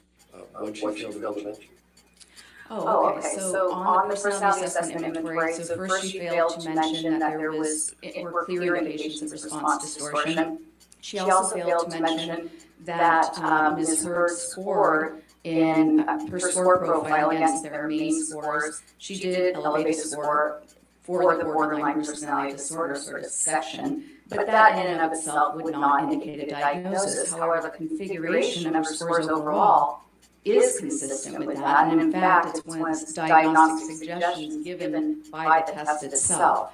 And then also, there's a configuration around Ms. Hurd's trauma responses on that particular test, which demonstrates that it is more likely that those symptoms were reported in relation to something in the distant childhood. It's more consistent with childhood chronic abuse than present circumstances or recent circumstances. Okay, I think you said in addition to the issues with road testing, Dr. Hughes misrepresented your results. She did. Can you tell us how? So I would say the main issue was that she said that Ms. Hurd obtained a normal profile on my MMPI-2. How do you disagree with Dr. Hughes relative to the profile? Okay. So the profile was not normal. So Ms. Hurd already had subtle elevations just by The test by itself, as it came out, there were subtle elevations, but they were elevations that, if the validity scales hadn't been as elevated as they were, you might have said this person has some traits, but this isn't necessarily at the level of a true pathology. However, Ms. Heard elevated a scale that essentially is a defensiveness scale on this test. And when you're giving this test, you always are mindful of different norms or groups who may have similar profiles. And there are certain groups of litigants who tend to elevate this scale as well, so I had that in mind. However, Ms. Heard elevated this so much that it was far beyond the mean for the litigants that are known to have the highest levels of this scale, this defensiveness scale. And when this scale is elevated to the level that it is, you automatically understand that it is very likely that those clinical scales, I keep doing this because I'm seeing it in my head, it looks like sort of an ECT. It's sort of these peaks you see on the graph. And when you see these peaks, and you have this huge peak over here for the defensiveness scale, what you know is that these peaks are artificially, they've been lowered or suppressed based on the respondent being so defensive. They still detected what's likely there for her, but it's not as high as it should be. So you make an adjustment. And the recommendation is that anything at 60 or above, we call it a T-score of 60, or above is considered significant. Ms. Heard's were already over 60, some were quite higher than that, and then you see a very clear profile. And that was how I got that. I mentioned the 3-6 code type. Now, the test does its own correction also for some of the scores, but not the ones that are her main code type. With the test correction, she had a 1-3-6 code type, which is very similar. What is a 3-6 code type? A 3-6 code type is something that has been researched and found to be highly correlated or probabilistic of certain behavioral tendencies and personality traits. And the traits with a 3-6 code type tend to be marked by a lot of externalization of blame, a lot of denial about one's own personal faults, intentional or non-intentional, but just extreme denial. Hostility that is strongly controlled and suppressed. The person may not even realize how hostile they are, but family members, those closest to them, are very likely to report that they lose their temper, and when they lose their temper, it explodes. We have sort of what we call a cookbook for these code types, which will provide you with all the information that's been researched to be associated with them. And our cookbook actually states that 3-6 profile specifically tends to be associated with cruel and ruthless behavior, particularly to those who they perceive as less powerful than them and subordinates. Describe the jury the review process that you went through relative to the MMPR. So I conducted a very methodical analysis of the scores. I do this for every test, and I also did it when I was reviewing Dr. Hughes' scores. So what you haven't seen that's in Discovery is that I created a 25-page outline just of her scores with its sort of table. So I'll put the score, I'll do it in sections so that I can understand different groupings, different research studies, and I start looking at all the validity scales. So I put in the score, and I'll even color the table to show me if it's kind of in the high zone, moderate zone, or low, and then if it's low, is it a significant low score, or is it just low so it doesn't mean anything? And then in the right side, I put all the research data that I found on this particular scale score.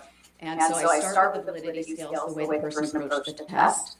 Then I go down to essentially, we call these the first factors. So their overall sense of well-being and how well they cope. On this, actually, Ms. Heard's, she endorsed scores or endorsed items that were the opposite of PTSD. So really saying that she feels free of distress and that she views herself very well. to control, self-control, loss of control, coping abilities, and I put in the scores that are associated with that and the research and the test development. Then I go down to clinical and personality pathology, and I look at all the scores that are significant there. First with the top-level main scores, then with all of the different sub-scores, again, citing the research, the meaning, the level of elevation, and what that means. And then I do comparison with different research groups. So for Ms. Hurd, I did a section that looked at all sorts of different scores that have been implicated with a PTSD presentation to see if any of those were consistent. I can't remember how many there were. I think I put 13 on there, but I could be wrong. But I believe that there was only one that could even be, in some research, is sometimes associated with it, but was general anxiety, which turned out to be more trait specific. I looked at the scores that are typical of women with IPV. Hers were not consistent at all with those. I looked at the scores that were consistent with people who are frequently in litigation. Hers actually were very highly correlated with those. That tends to be also consistent with the 3-6 code type, and the reason for that is believed to be that they tend to perceive themselves often as victims who need to avenge wrongs. Were there other results you believe Dr. Hughes to have misrepresented? The TSI tour. Yes. So Dr. Hughes generally said that testing supported PTSD and that there was an etiology for her trauma of intimate partner violence. She did reference that essentially I can't remember if she said that the trauma symptom inventory indicated PTSD, but she did say that the elevation on that validity scale is consistent with PTSD, and that's simply not true. That scale was designed and has been tested and shown to be there to show when somebody is endorsing extremely unusual items that are not consistent with PTSD. And even though when some people are experiencing PTSD, their distress level is so high that they'll engage in what we call a cry for help, and they may sometimes exaggerate distress. Again, when you're looking at scores as high as Ms. Hurd's, and then you're not seeing indications of PTSD in the more subtle tests where she doesn't know what she's endorsing, it's good evidence that her over-endorsement on that one test is because of the reason the scale was made to detect exaggeration and feigning of symptoms. Is this the test that resulted in the 98th percentile? Yes. Yes, on that atypical response scale. And what does that 98th percentile score represent? So that 98th percentile score just represents that among 98% of people who take that test would not have endorsed. She scored more of those unusual items that are not consistent with PTSD than the 98% of people who have ever taken that test. Does that relate to this concept you talked about before called feigning? Yes. What is feigning again? Well, feigning is essentially exaggerating symptoms of a disorder. I think the third thing you indicated you were going to talk about was self-reports and personal opinion as facts. What are you talking about there?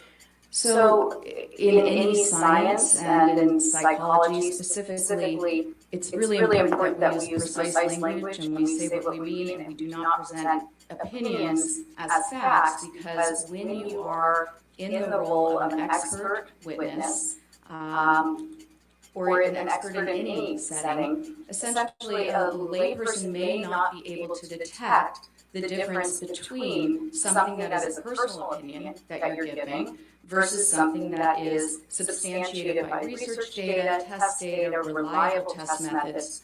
So our ethics talk about, especially the specialty guidelines in forensic psychology, the responsibility we have to distinguish between data, then inferences we're making from that data, what the data can mean, sort of like those tables I do. I put the data, the inferences based on research, and then what my ultimate opinion is integrating all of that data.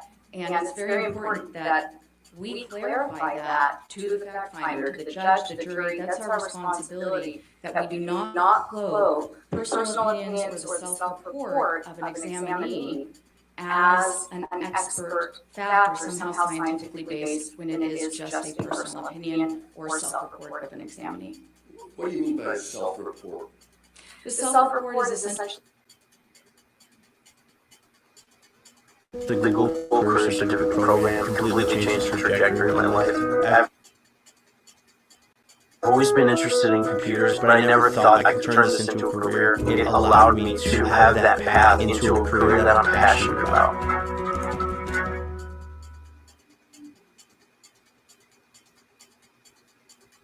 The self-report is essentially what the examinee tells you during the interview. Okay. When did Dr. Hughes do this most? She did this most when describing instances of alleged IPV, and there's also an issue there because one of our ethics also discusses the importance of relevance and withholding, essentially constraining our testimony to the data and not including private information, personal information that necessarily compromises the dignity of any of the litigants. She provided a lot of what was Ms. Heard's report to her, the allegations of abuse, when describing Mr. Depp, who she had not examined, when describing Mr. Depp's behavior, his motivations. I believe she used the word obsessive jealousy quite a few times, talked about Ms. Heard being in a highly dangerous situation. These are simply things that we cannot detect based on testing and a psychological evaluation. We have to evaluate the person, we have to get consent, and we can only describe an individual, not whether or not IPV has occurred. And we certainly shouldn't go into explicit details about sexual encounters or other things that are highly prejudicial, shocking, and hard to forget. Dr. Hughes says that Ms. Heard has PTSD. Do you agree? I do not. Why not? The results of my multi-method comprehensive evaluation based on carefully selected, researched, relevant test instruments based on comparing those instruments to Ms. Heard's self-report, observing Ms. Heard's behavior over 12 direct hours of assessment, reviewing copious notes from prior therapists who indicated symptoms in their notes, reviewing the notes of Nurse Filati, previously Nurse Forum, who spent, I believe at one point, almost 2 months with Ms. Heard daily, reviewing the notes of her treating providers, all of the legal documents and discovery. There was no evidence of PTSD. How is evidence of PTSD generally exhibited? So, really, the bottom line in a forensic psychological evaluation is a change in functioning. That's what we're looking for. Again, I said we don't have a crystal ball. We're not wizards. We can't get into somebody's head. What we're looking for were their identifiable changes in the way the person engaged in their world. Were they able to keep a job? PTSD is an extremely disabling diagnosis. When a person has true PTSD, it is difficult for them to work. You'll see unemployment, job loss. It causes extreme levels of distress and impairment. There's divorce, there's isolation and estrangement from children, from family members. Extreme alcohol abuse, often a string of sudden DUIs when the person never had anything before. They become homebound, they can't go to the store. They're certainly not going to events. They're not having success in their film career, usually. They're not exercising every day, pursuing their hobbies, being avid leaders, obtaining level 3 sommelier training, having dinner parties with friends, speaking to public groups. Those are just indications of very Hello. And when we're looking for a decrease in functioning over time, that is inconsistent with that decrease. What about Dr. Hughes' suggestion that Mr. Waldman's statements serve as a trigger for Ms. Heard's PTSD?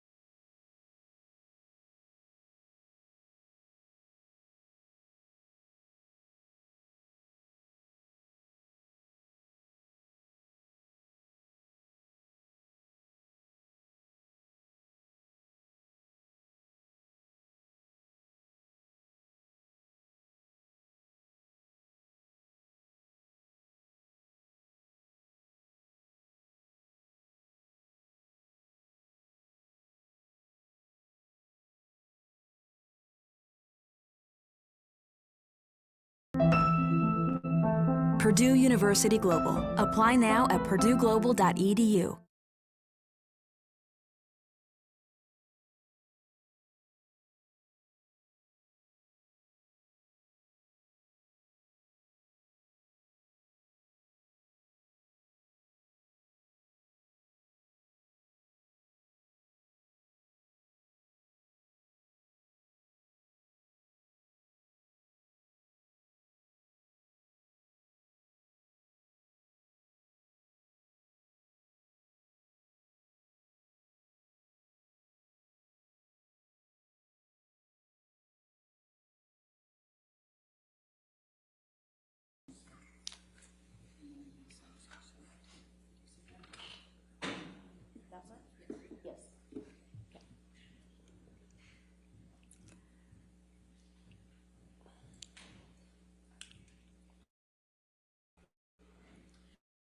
Now, you recall testifying in your deposition on March 21, 2022, correct? Yes. And you were under oath at that time, correct? Yes. And the question I just showed you on page 207, line 5, have you ever been asked to testify or serve as an expert with respect to whether someone has bipolar disorder? And your answer at that time was no, correct? Yes, I had forgotten that case. Okay. And have you ever been asked to testify whether anyone has behavioral or characterological conduct that suggests they may be an IPV perpetrator? I can't, yeah, I may have. It's difficult. After about 250 cases, it's difficult to remember specifically. All right. And have you ever been qualified as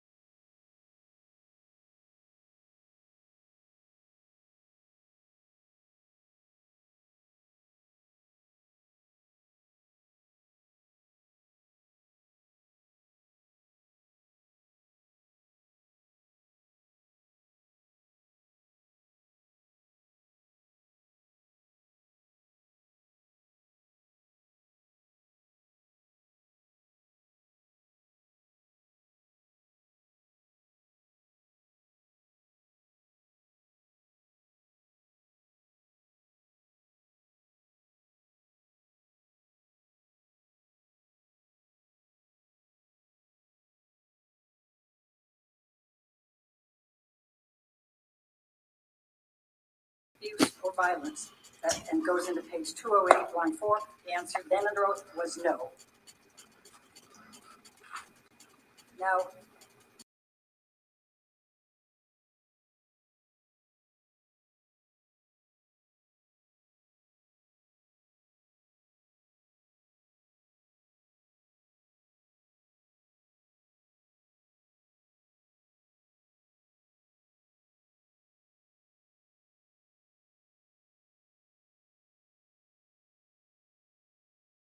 you chose, however, not to administer the structured clinical interview for DSM-5 personality disorders, the SKID. Is that correct? I did. Okay.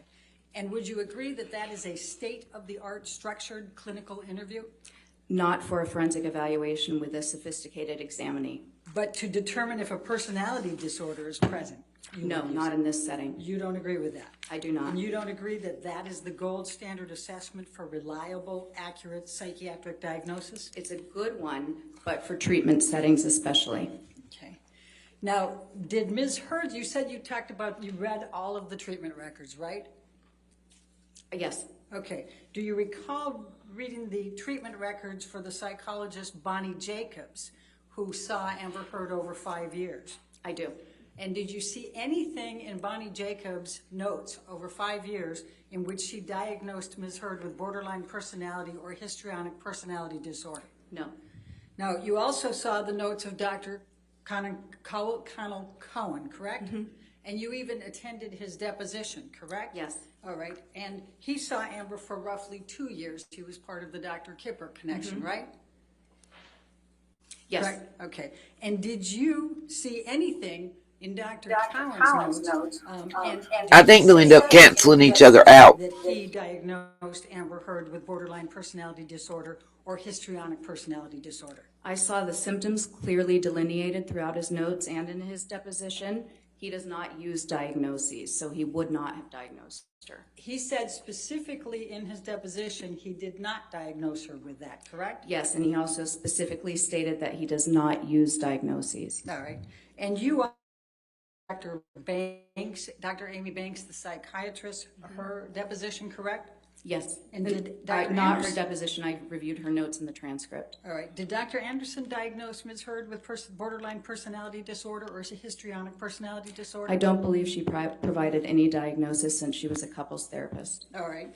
Now, you've said quite a bit about Don Hughes, but do you remember how many years of experience Don Hughes has in IPV and domestic abuse? You're doing great, Scuba. Great. And I hope that the Nightbot and the abbreviated links and stuff are helping too. Did she not? Yes, mostly interviewing. All right. And she interviewed her therapists, Bonnie Jacobs and Exactly, Millie. And she also interviewed Amber's first mother.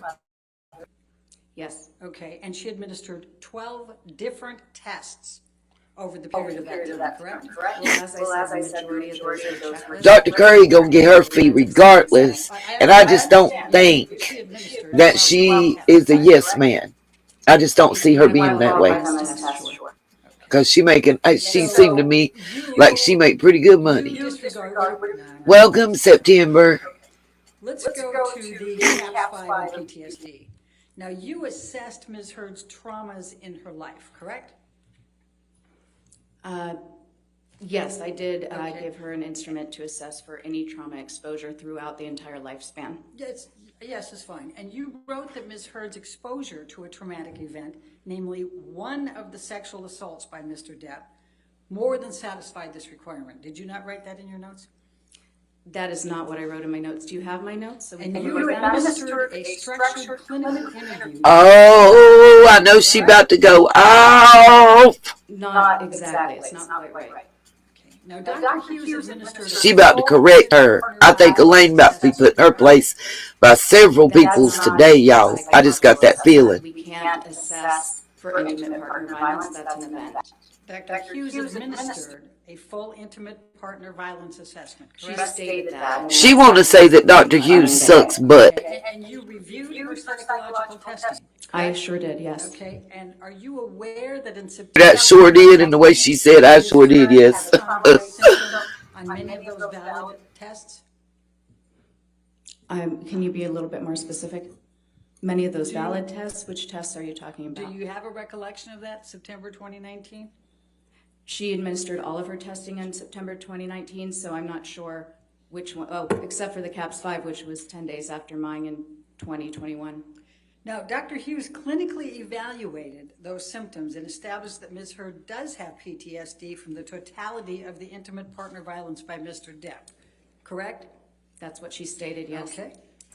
Oh, Elaine about to get red, y'all. I feel it. Introducing Remarkable 2, the paper tablet. A revolutionary new way to take notes.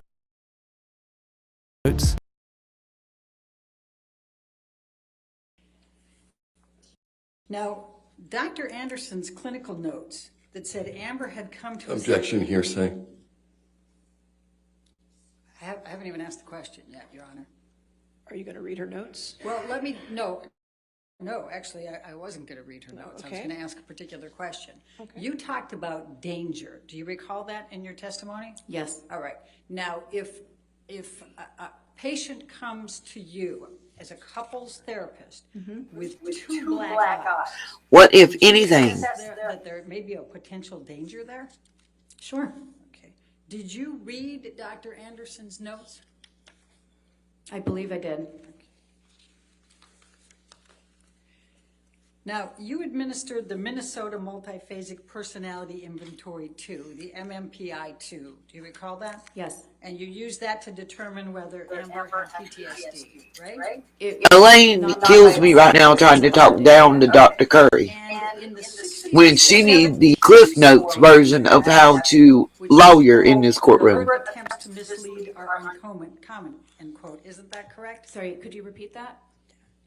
In the T-score section of that, which assesses deliberate attempts to mislead, do you recall? She scored a 60 on that test, correct? So there are multiple T-scores for each scale, so I'm not sure which scale you're talking about. Okay. Well, we can deal with that later. So you would agree that you need to follow ethics and best practices. That's because Elaine wasn't sure what she was talking about. Okay. And the two primary sources are the American Psychological Association Ethical Principles and Professional Code of Conduct, right? And the American Psychological Association. Millie, I keep telling y'all, and Circe and Katie and Scooby-Doo, I keep telling y'all, they represented Josie Smollett and Harvey Weinstein right before Amber. Just saying. 1.03 states that you have to avoid a conflict of interest, correct? Yes. Now, in addition, how about when she called Johnny Depp Mr. Turd? Mr. Depp, Mr. Waldman, Mr. Chu, and Ms. Vasquez, you also did not list that you spent an hour with Dr. Shah, correct? That's incorrect. You say that the designation said that you spent during my deposition, I also clarified this. I didn't spend an hour with Dr. Shah. There was an introduction of the attorneys present. That's what I understand. My time on that call was less than 30 minutes. That's exactly what I understand. Josie Smollett and Harvey Weinstein. So can y'all just smell the slime? Her behavior in the context of her relationship with Mr. Depp. Is that correct? I was asked to testify about somebody's behavioral mental status in general, so that can include behavior involved in a relationship with Mr. Depp, but not specifically. Can you pull up date 10 of the trial testimony at page 2710? Are you able to do that, Michelle? Somebody said that Amber Heard got the Wish version of Johnny Depp's team. May we approach? All right.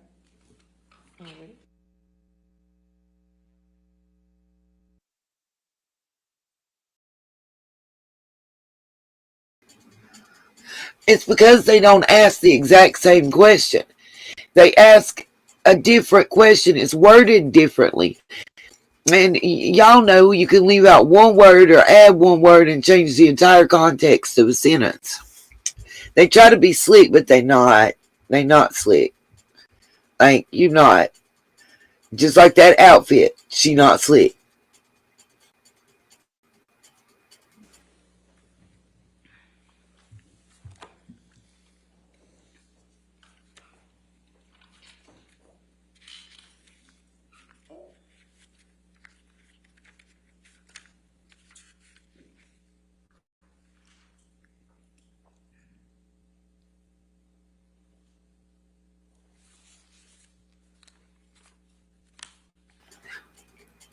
Man, if she win, I swear for Bob, I give up. I think they should cancel each other out right now at this point. Let's see what TMZ says if it proves her in another lie. Okay, does the witness also have, okay. Yep. So, Dr. Curry, this is your testimony from day 10 in this case, and if you can look at page 2710, line 13. Now, my question was, now is it your testimony under oath today that you have not been asked to testify concerning Ms. Heard's behavior in the context of her relationship with Mr. Depp, including any abuse? And your answer under oath to this jury that day was, that's correct. I heard the same thing. I was told it wasn't a guard, that it was someone in the galley. That Ms. Heard abused Mr. Depp or Mr. Depp abused Ms. Heard, correct? Correct. Okay, and in fact, you said that's outside the scope. Yes. Right? Okay. Of psychology. And you cannot testify whether Amber Heard suffered any emotional distress as a result of any of the defamatory comments that she has alleged Mr. Waldman made through Mr. Depp, or Mr. Depp made through Mr. Waldman, correct? Objection, Your Honor. Do you want me to read my response? Sure. Objection. I'm sorry. Hold on, Dr. Sorry, Curry. Your Honor. That's okay. What's the objection? Are you on approach? Okay.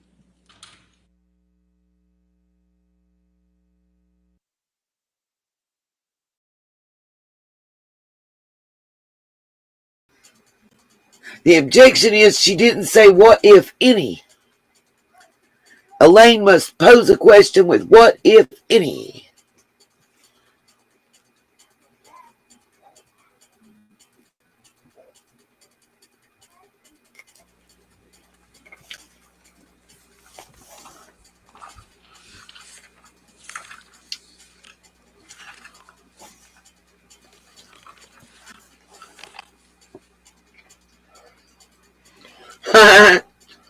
You have not rendered any opinion as to whether Amber Heard exhibits patterns of behavior that would suggest her allegations of abuse against Mr. Depp are false. Would you agree?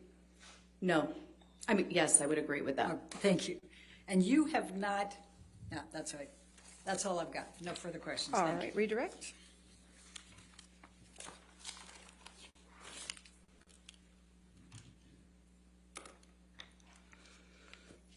You were asked about the SCID. Yes. What's that? It's a structured clinical interview. It's for rendering a diagnosis. It's best for treatment because you're asking direct questions of the examinee and about symptoms. So if you have an examinee who has a tendency to minimize, you're not going to get much information. Why didn't you use it? Because, well, first of all, I had a limited amount of time for my evaluation. And I already had to... I just choked on my drink. Y'all had me laughing so hard. The interview was extremely time-consuming, and I had to even restructure it into handouts so that I could keep Ms. Heard on track. I determined based on that, so this is where you would make an inference. So because I was having difficulty getting direct answers to my questions from Ms. Heard, I had determined that creating forms of those questions would be a better use of the time, which it was, and then I further deduced that adding on the structured clinical interview would probably be unproductive, given that I had limited time I needed to use. She had to dumb down the test for Amber. That's what she just said. You were asked about the APA specialty guidelines. Yes. Specifically 1.02 and Yes. 1.03. Mm-hmm. Have you complied with them? I have. No further questions. Thank you. Thank you. Dr. Curry, you can have a seat in the courtroom. you, You're Your free to Honor. go. Thank you, ma'am.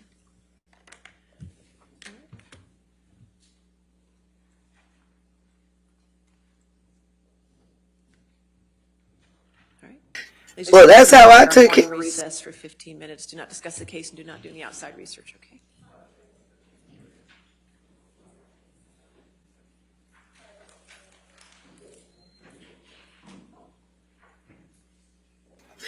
If they actually cut away, I'll fast forward, but they may be going to handle some of the business about the TMZ guy. I don't know.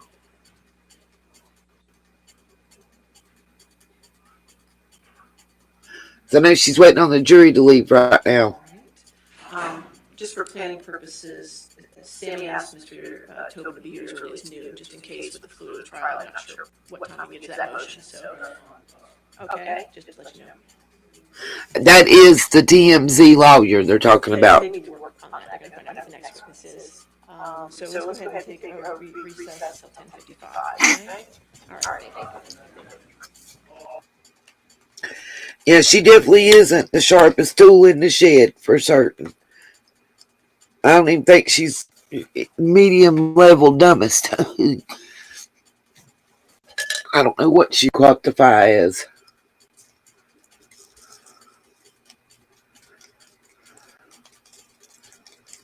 I mean, she couldn't find the toilet, so she shit in a bed, thinking that was a toilet. So, I mean, that right there just tells you a little bit. Told me a little bit. Told me she's dumb as hell. She's lucky they didn't say, by the way, Miss Fecal Phobia is lucky that, with the money, I thought about this early on, but I know they hadn't said nothing, so I'm assuming nobody thought about her doing it. They could have really saved that shit. For real.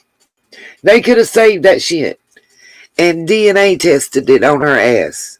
She just dumb as hell. I mean, you don't think about dumb. She really thought that she was going to do all this in blackmail. See, this is the thing. I ain't said nothing because I know how a lot of people feel, and people are, a lot of people are torn over this case. And I don't want to upset and hurt people's feelings, but I'm going to tell you something. She attempted to blackmail this man. She thought that she was going to say all this shit about hitting and essay and all this, and that he would cower to her because he'd been cowering to her on other stuff. She thought he would cower to her, and that she'd get that extra money she wanted on that DIBORCE. And she didn't get it. Found out he wasn't going to give it to her, and that he was really done with that ass. And then all of a sudden, because here's my problem. She's kept adding stuff, even like 3 years into the case, adding on the stuff. And the stuff that she's adding on is the worst of the worst. The worst of the worst.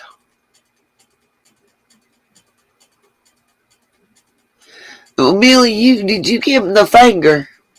Tell him to survive that and give him the middle finger. Hey, Miss Susan, welcome.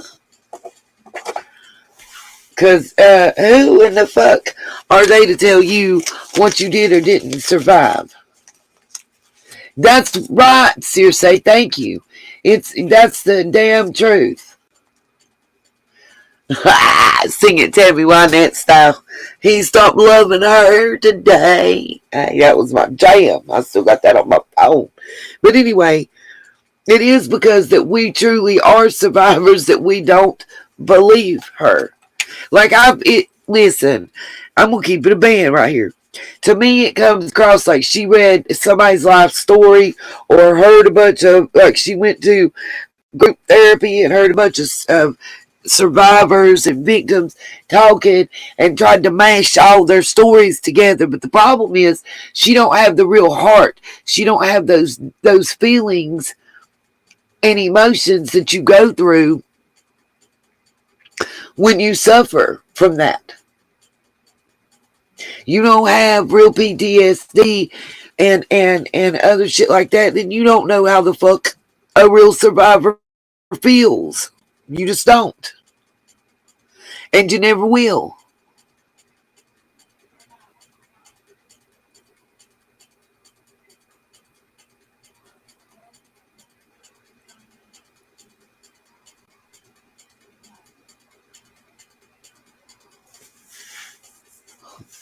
Oh my God, no, she doesn't.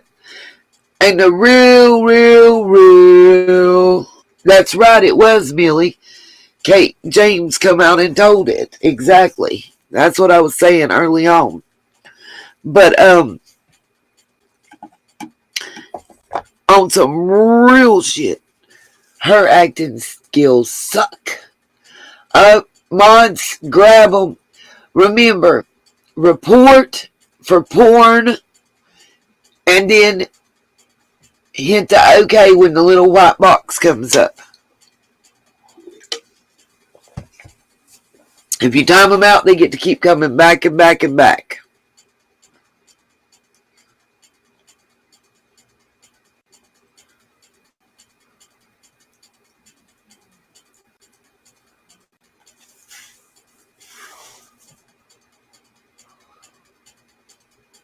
Right? Who the fuck? Which one of them got their psychology degrees?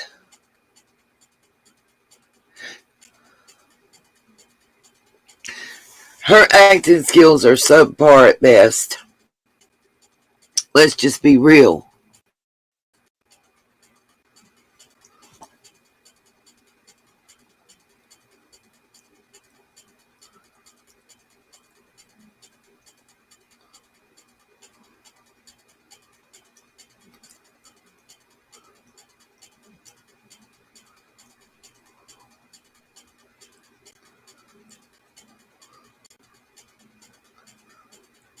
Oh.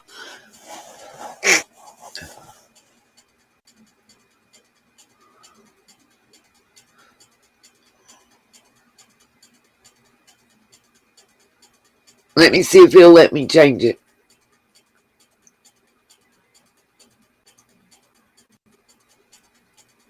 Right. It is. That is true.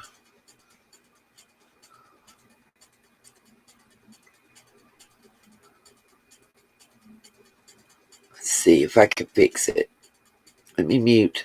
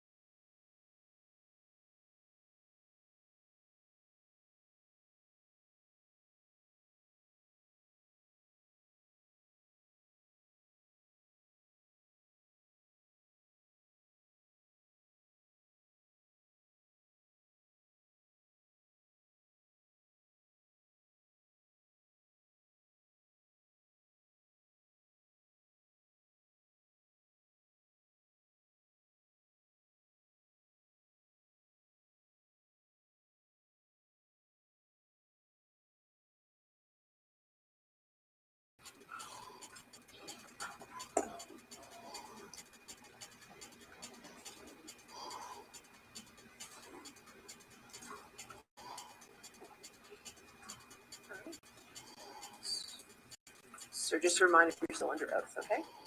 All right, thank you, sir.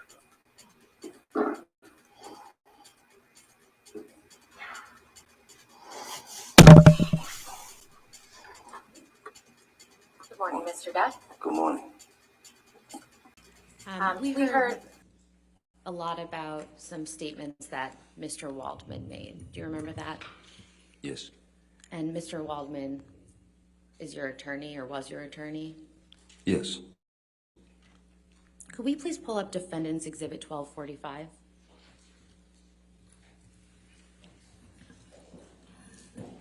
And this is already in evidence, so permission to please publish. If we could scroll down to the second page.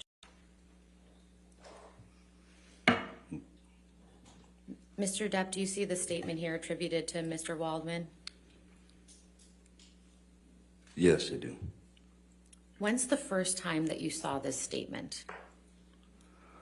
All right.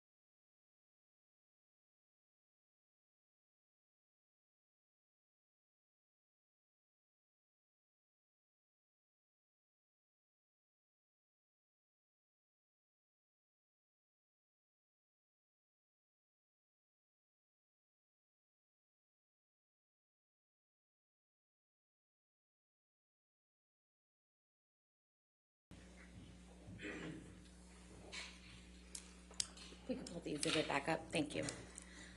Mr. Depp, when is the first time that you saw this statement by Mr. Waldman? The first time that I ever saw this statement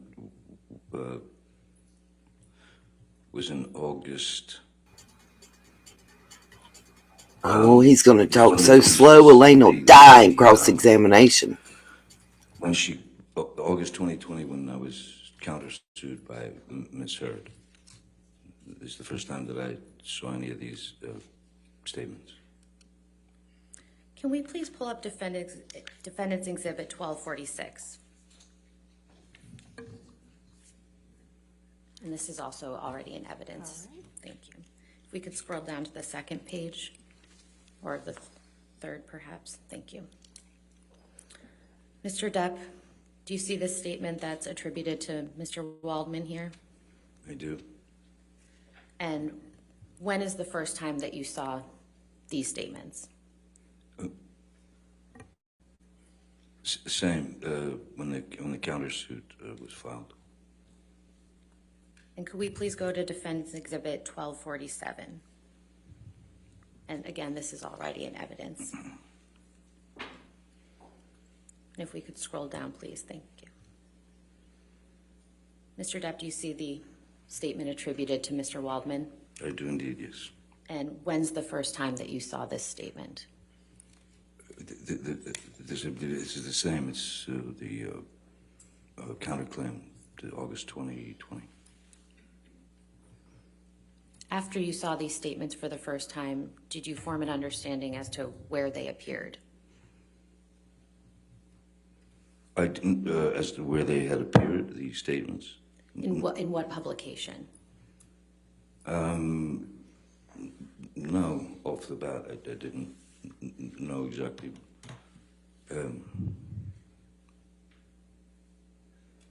It just seemed like a lot of word salad to me. I didn't know where they'd come from, or I mean, where they ended up. Or Mr. Depp, do you recall Ms. Heard testifying that you did not assist her in getting her role in Aquaman? Yes, I do, yes. And what is your response to that?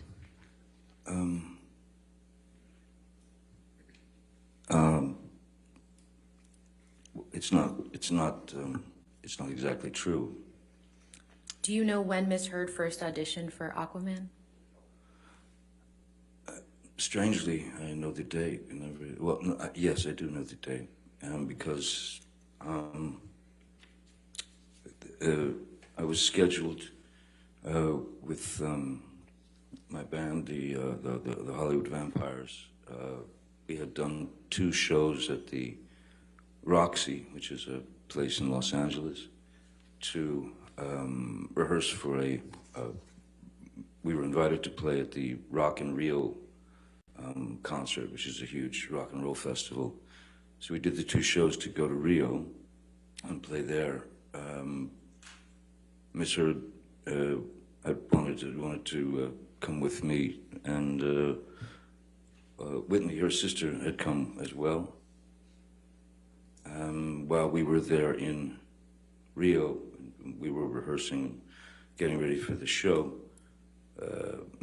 Miss Heard informed me that she would have to get back to Los Angeles for an audition, meaning it's basically after our 2-hour show or whatever, we would have to get on the plane immediately to make it back to Los Angeles for this audition. And that audition was at Warner Brothers. It was whatever film it was. And when were you performing at the Rock in Rio? Oh, sorry. Yeah, that was I believe it was the 24th of September. In what year? That was 15. What do you understand happened after Miss Heard auditioned for Aquaman? After Ms. Heard's audition, or possibly auditions, for Warner Brothers and I suppose the creative team, Ms. Heard had expressed to me that the film was going to be, Warner Brothers had said that the film was going to be shooting in Australia. And Australia was for Ms. Heard, that was a potential problem, which... Objection, Your Honor. We approach. Okay.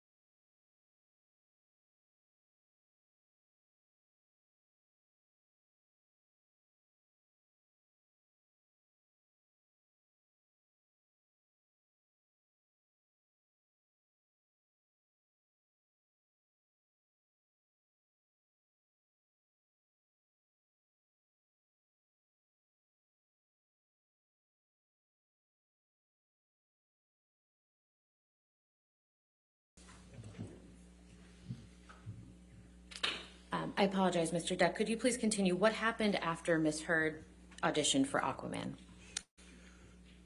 I was informed by Miss Heard that the film was going to be shooting in Australia, and that was of concern to her, and because it was of concern to Warner Brothers. So she asked if I would, because I'd had a multi, for a few years I'd had a multi-film deal with Warner Brothers, and so we'd been in business together. So I knew these people. I'd been on films with them. So she had asked me if I would speak to them. I made a phone call and I spoke to. Objection, hearsay, Your Honor. I don't believe he said anything. I think he was going to say who he spoke to. All right, we'll see. Overruled at this point. I spoke to the three upper echelon Warner executives, Kevin Tsujihara, Sue Kroll, and Greg Silverstein. And I told them that... Objection, Your Honor. Hearsay. All right, I'll sustain the objection. Next question. What was the result of you speaking with those individuals?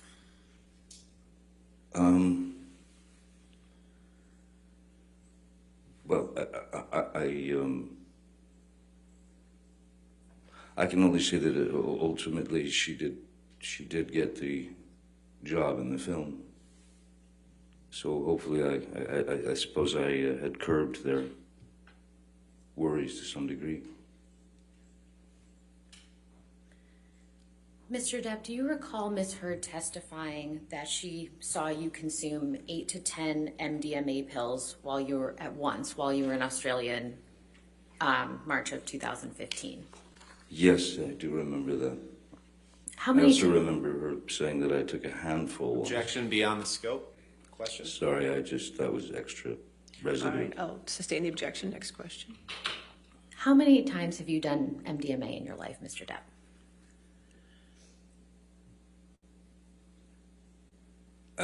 Actually, not that many times. I would say in my lifetime, maybe.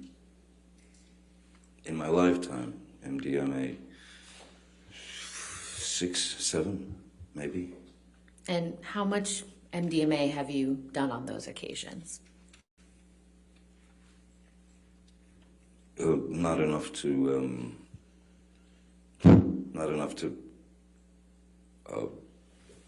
properly.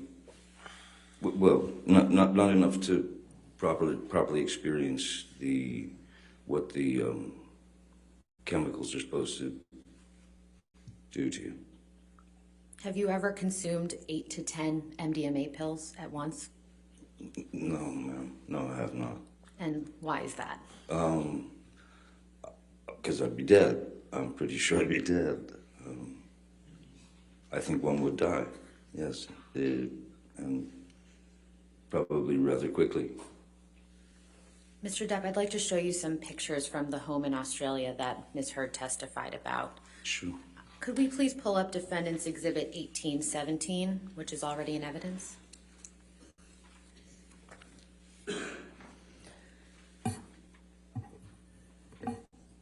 Mr. Depp, do you recognize what's depicted in this photograph?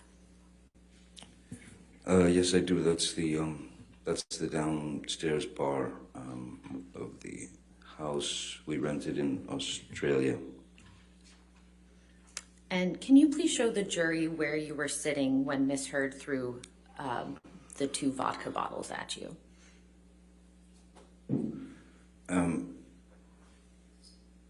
If I touch this thing, it'll make a Yes, mark. it will. Yes. Okay. So this chair, that one here, was over here. And it was in pretty much when I was turned around they were on a swivel, so when I was turned around towards the bar, I'm facing the bar. When I turned around this way, this chair here was in pretty much exactly this same position as this chair. It was when I was facing Miss Heard, who was, let's say she was, if you're looking at the photograph, she would be about here. Could you draw a line in the direction where Miss Heard was relative to where you were sitting? Yes, absolutely. So if I'm sitting here,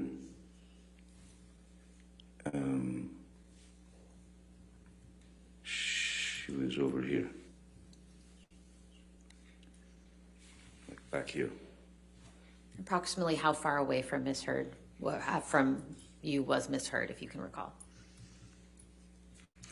I would say it was probably 10, 12, 15 feet, maybe 10 feet, 12 feet. And approximately where was your hand when the vodka bottle hit it? It was leaning.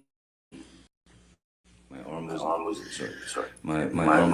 leaning on. Why it looked like Johnny Depp drawing little blue lollipop. Right there where that imaginary seat is, and leaning, kind of just leaning back and looking at Miss Heard. She just walked away with the second bottle. I mean, she walked this way when she threw the first bottle, which is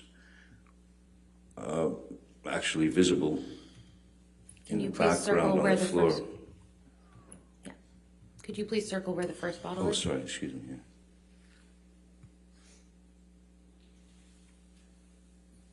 All that is the exploded first bottle that went past my head, and the second bottle hit right up here where my hand was resting on the marble bar.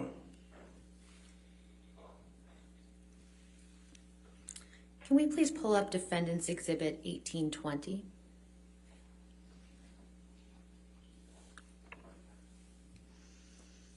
Mr. Depp, do you recognize what's depicted in this photograph? This is behind that very bar.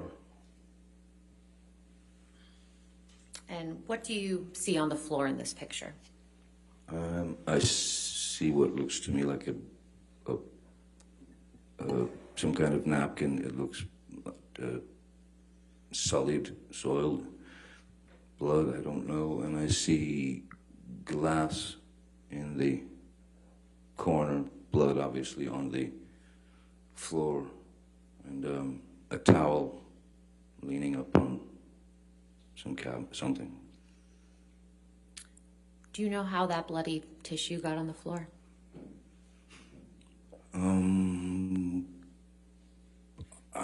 My best guess.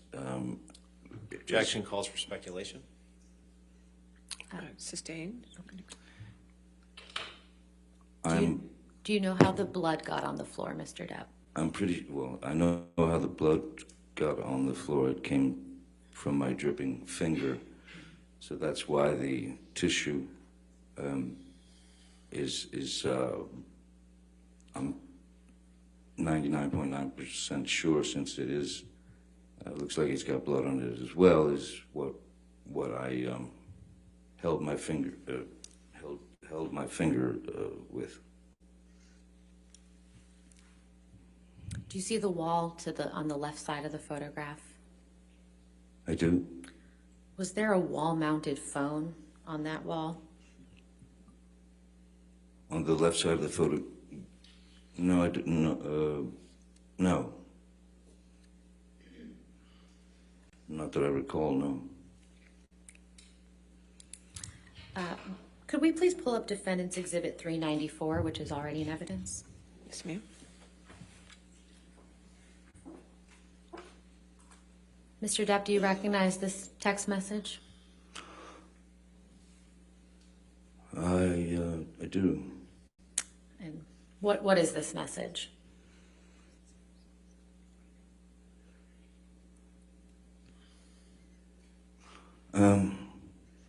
It's a text to Dr. Kipper.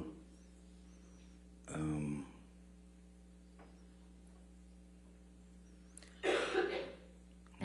sorry, just reading through. Yeah, this is my text to Dr. Kipper, who had just happened to be in town, telling him that I've had it and that I just lost a fingertip. How long after your finger had been injured did you send this text message, if you can recall? It's hard to tell because when I look at the timestamp, it says delivered 3/7/2015, 5 o'clock. But I know that because of Australia time, it was the 8th, and it was probably, the whole thing lasted probably until about 2 p.m. Or so, when that was when Kipper was called, Jerry was brought in, Jerry Judge, sorry, excuse me. So do you have an estimate as to how long after your finger had actually been injured that you sent this message? I don't think it was very long. I think it was probably within the next, I'm sure it was in the next half hour or so. I would have had to sneak into a bathroom, lock myself in to type this out. And how were you able to send this text message to Dr. Kipper in the state that you were in?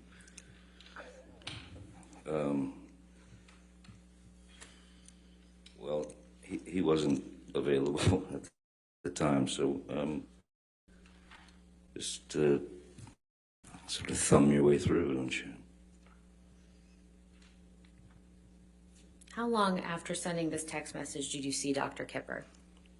I don't recall that. I think it took them probably 30 minutes or more, 30 to 40 minutes to get there. And what did Dr. Kipper do when he first arrived at the home? Oh, the first thing he wanted to do was inspect the damage of my finger and try and figure out exactly what had happened, how it happened. And what did you tell Dr. Kipper about how your finger had been injured? Objection, Your Honor. May we approach? Hearsay. We've discussed this several times. Let's go.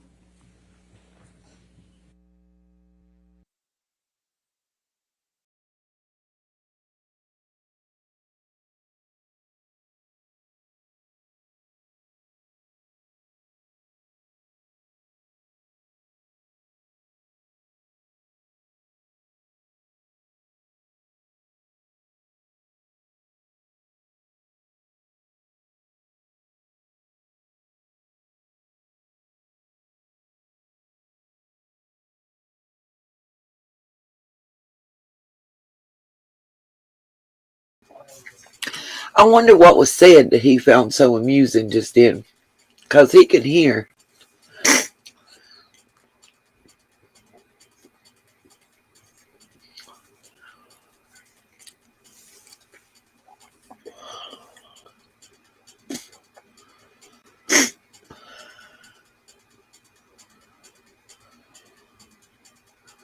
See, he just smirked a little bit.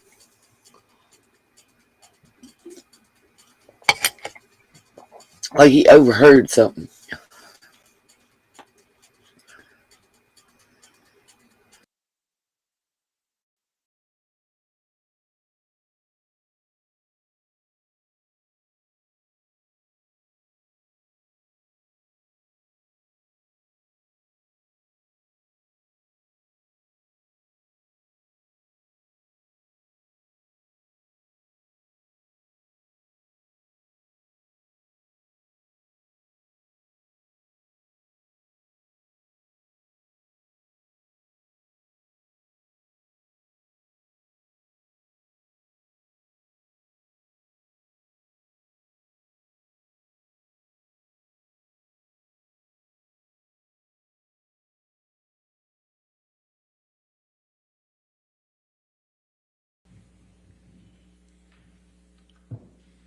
Mr. Depp, when Dr. Kipper was treating your finger, what did you tell him about how your finger became injured?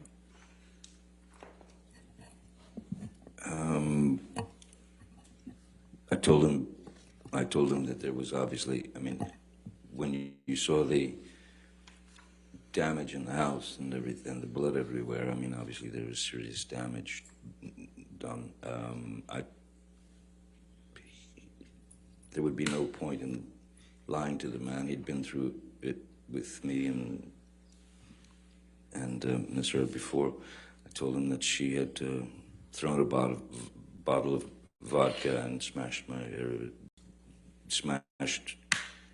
and cut my finger off, the tip of my finger, but a good chunk. I miss it. Mr. Depp, you heard Ms. Heard testify about an alleged incident of abuse on your honeymoon. Do you remember that? Wow. I remember testifying to that, yes. And when did you and Ms. Heard go on your honeymoon together? I believe it was somewhere in the neighborhood of August, because I had just finished the film. Maybe end of July, August. I'm not quite good on the exact date. Do you recall the year? It was 2015, I believe. And where did you and Ms. Heard go on your honeymoon? We took the Orient Express from Bangkok, Thailand to Singapore. And what happened while you and Ms. Heard were together on the Orient Express?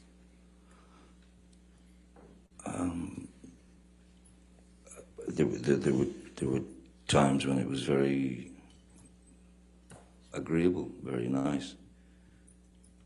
And then there were times when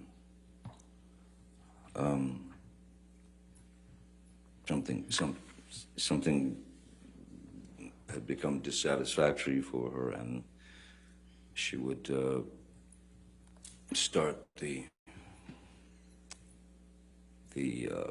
rant, the blooming of a fight would be on deck there, and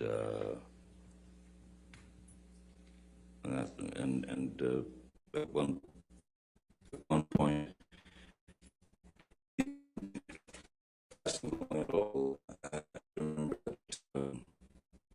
I took a pretty good shot to the face, to the eye, to somewhere up here. So I had a bit of a shiner. But it all ended, and then everything got fine again, and we'd go to dinner, and it was all fine. Did Ms. Heard ever apologize to you for... Nene's got companies. The whole wide world just joined me in the bed. Can we please pull up Plaintiff's Exhibit 162, which is already in evidence?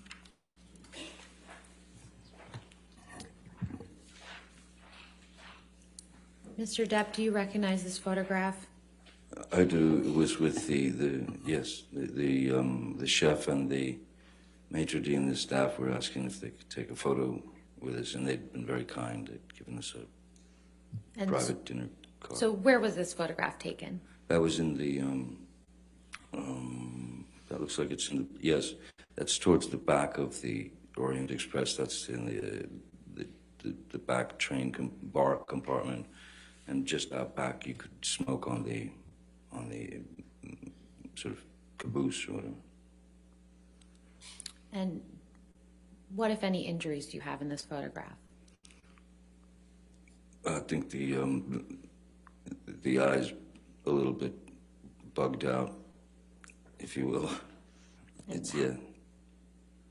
How did that happen?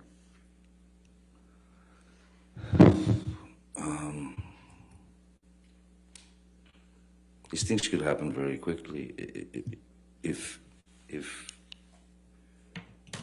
you disagreed Objection, Your Honor, non-responsive. She just asked, how did that happen? I believe he was about to explain. Well, I'll sustain the objection. Okay. So, Mr. Depp, specifically, how did the injury in this photograph occur? Everybody hello. Say hello. They can't see you, goon. Does this picture Say hello. What Say you hello, everybody. Say hello, everybody. Hello, everybody. What are you doing? Hit the bell and subscribe. Hit the bell sign. Love you. Bye.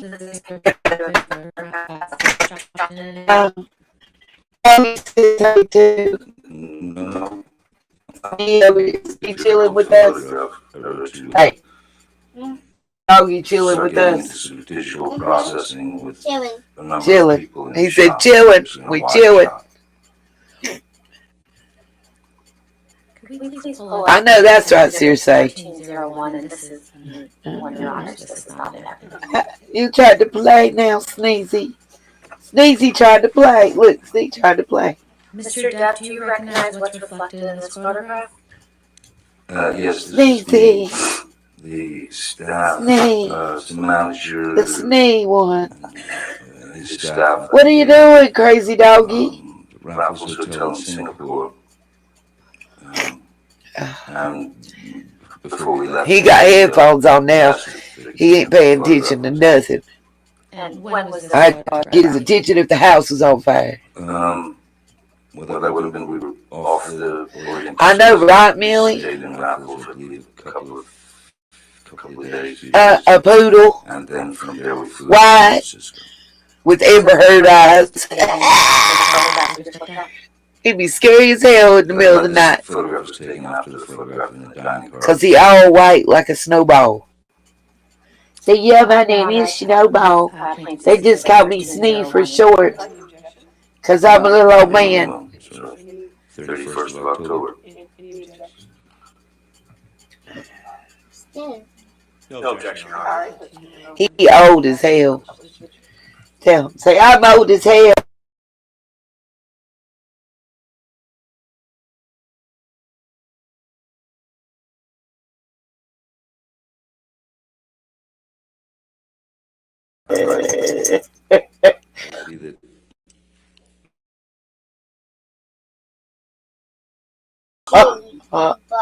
Swollen and yeah, there's a bit of a Come shine. here, baby. Yeah. Oh, him such a good boy. Yes, him is. Yes, him is. Him's a good baby. Oh, yeah. He wants to play. Oh, Snee wants to play. Yeah. Kate Moss in the stairs. Not good. Do I remember saying that? Yes. She is jealous of Kate Moss and them talking about their relationship when Kate Moss is testifying. You can see it. What Ms. Heard was referring to. Don't grab his legs like that. Yes, I do. You get me bit. Smirking. As Kate Moss and Kate testified. Look how she looking that lawyer up and down. Oh my.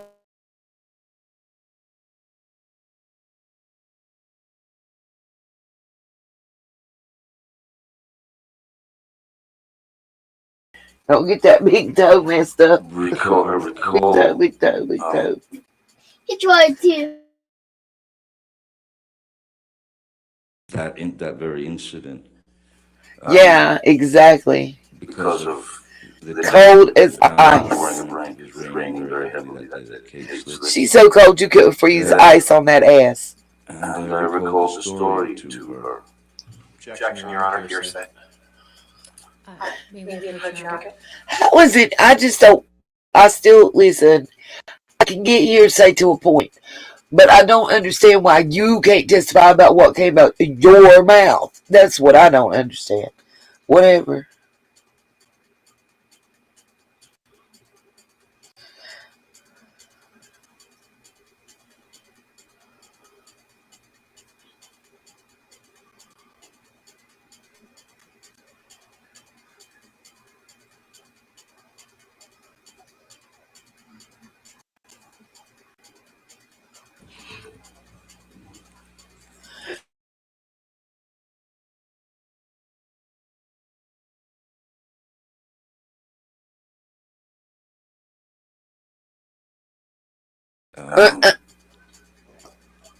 Mr.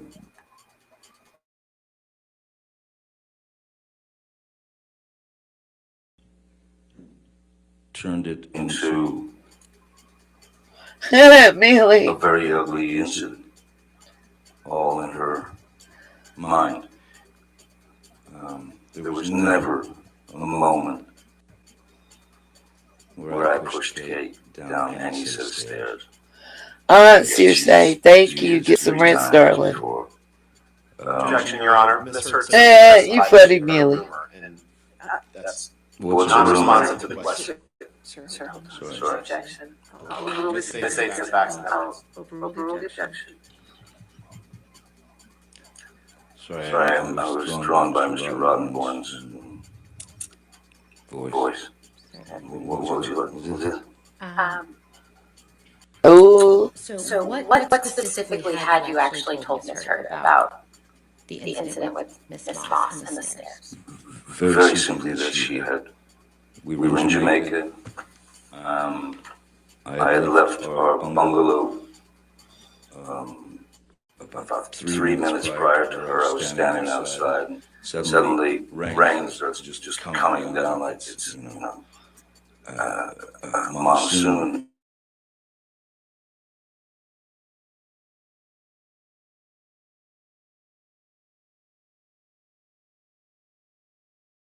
She slipped, her legs went up, and she landed.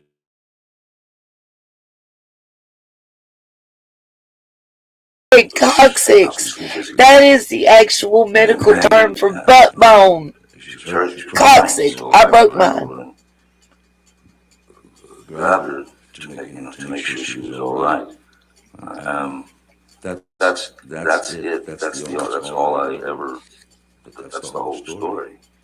But then the rumor of it, I'd never heard a rumor of that before Miss Hurd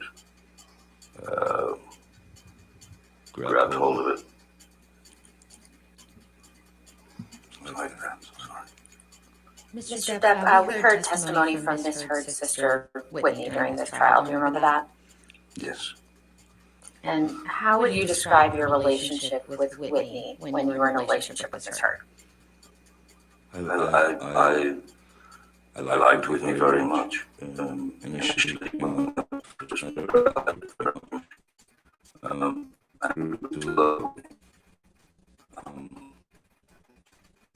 very much.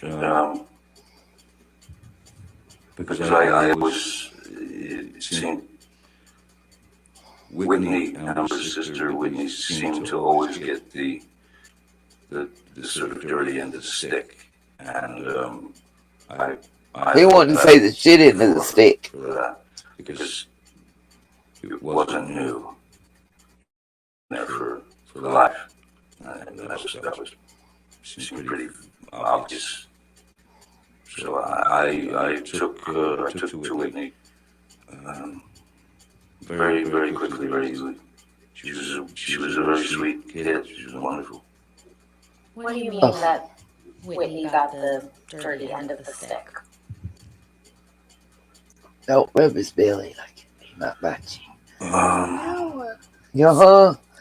That's how Mimi got bit by a cat when she was 9 years old. She was rubbing its belly after it ate, and it was it was my nanny's cat, and it bit me, and I've been loving on it and doing that every single day for years, and it snapped and bit me.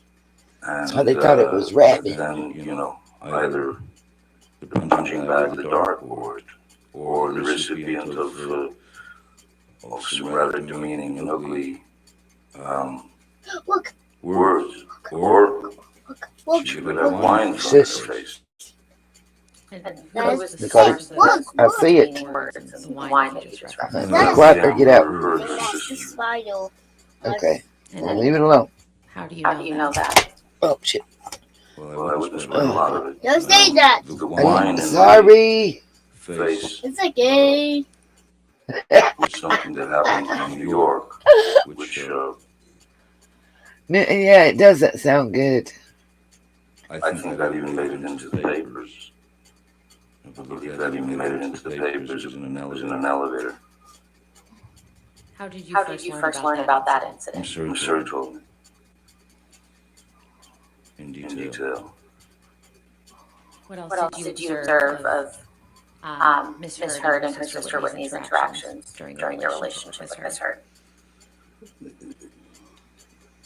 They were just constantly up and down, but I.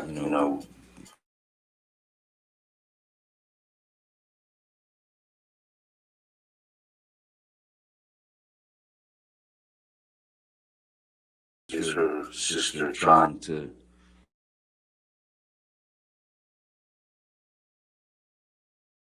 like she got shot down? Your Honor, this has gone beyond the scope of the question. His foundation for knowledge of that. Your Honor, I asked what he observed, between them. I think this is responsive to that. In his testimony, it's that what Whitney felt is. Oh. I didn't know that, Millie. Did you ever see Miss Heard physically attack Whitney? No, I've never seen any full-on blowouts. Physical blowouts between them. Tons of verbal blowouts. Beyond the scope?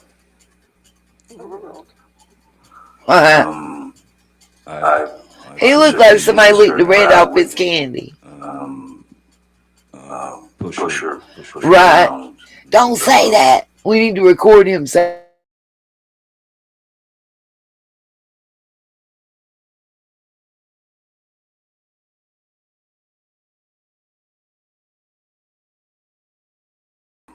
He's ignoring me. When Whitney and Amber.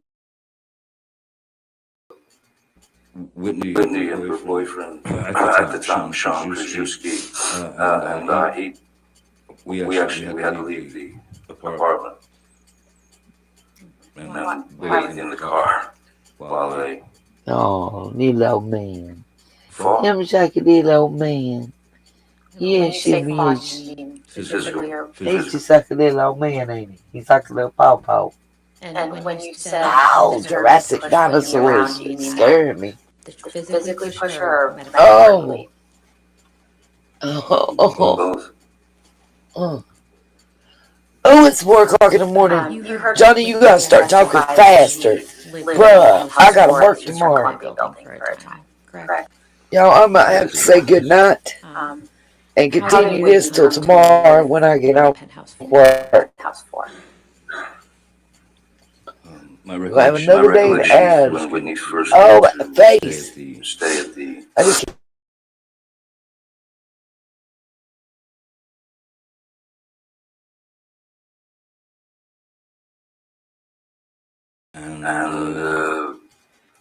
hello. And so Amber asked if she could stay Cuddle in here. Me and you and Sneak. Hey, quit licking your butt. You can't cuddle with us. You can't cuddle with us. You keep licking your butt. You have to get out. No butt lickers allowed. It was well over a year and on and off. Is that funny? Whitney to move out of that house? Oh. No, I did not. Oh. Why did Whitney ultimately move out of that house for? Objection, foundation. It's his apartment, Your Honor. He was living there.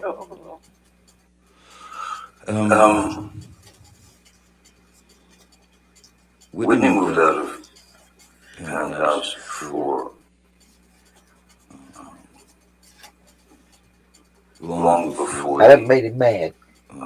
marriage. And you guys told her or something. An argument that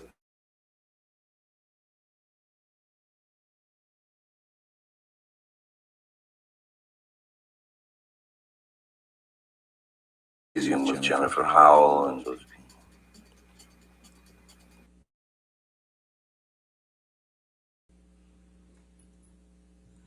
I'm asked her to leave.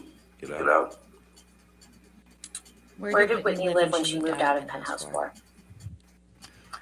My understanding is she went to live with Jennifer Howell. Your Honor, I know you anticipated having a motion at noon. You keep going. Okay. How much longer do you have? I have a bit. Okay.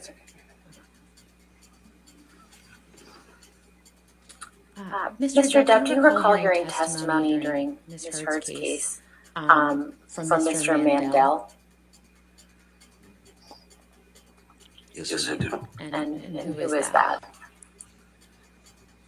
Mr. Mandel is my former business manager of 17 and a half years, who, at a certain point,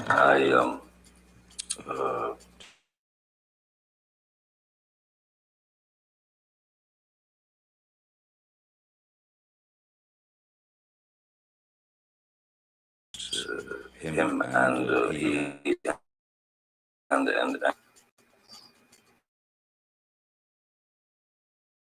in cahoots, as it were, and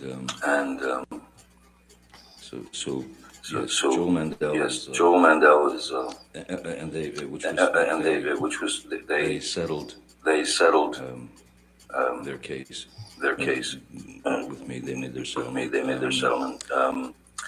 But yes, it was a very Joe Mandel is a very bitter man who ended up with a lot of money that I worked hard for over the years. Do you recall Mr. Mandel testifying in this case that you do not spend very much money on charity? Her hair reminds me of them like peaches and cream and strawberry and cream swirl candies.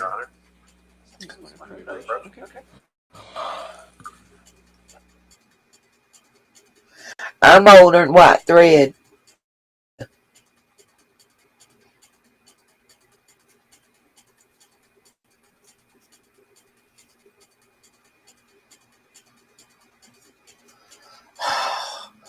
What are they having another lawyer cuddle puddle party?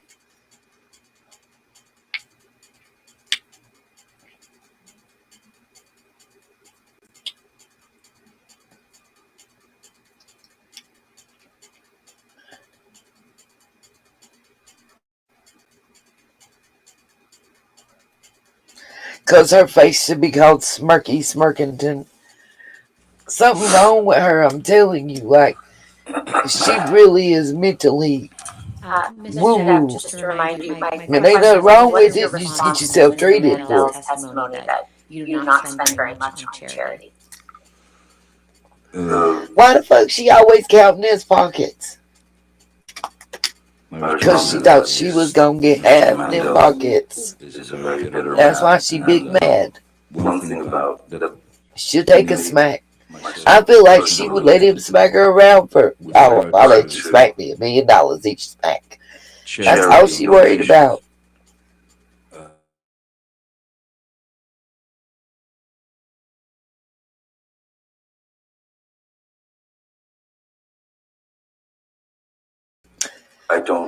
I would rather that my name were not on it. I don't want the name to be the thing that people talk about. So when I donate, money. I donate without my name being involved because I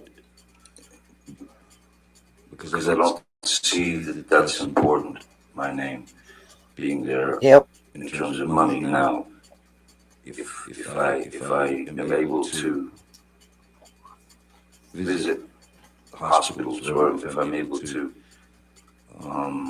meet with Make-A-Wish children, You gonna pet me after you pet the dog? Is that what you doing?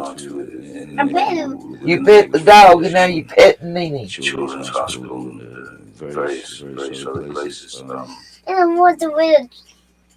Obviously my name is involved. Like when we held premieres, I was getting away a good bubble several films. In a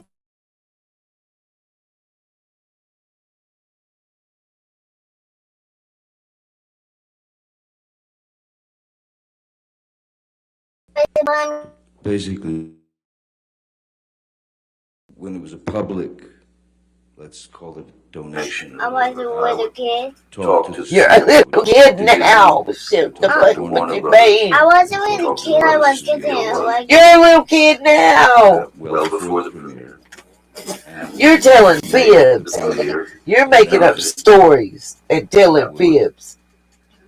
Ain't no bobcat trying to bite you. I've known you since you was born. Ain't no bobcat trying to bite you. Why are you making up stories, bruh? Huh? Talking about when I was a little kid. You are a kid. And a little one at that. I was a little kid. You're a little kid now. What you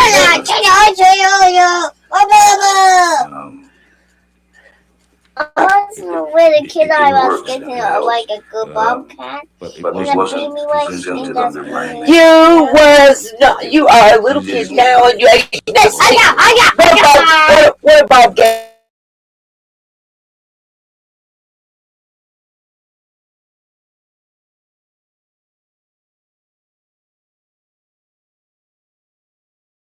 Again.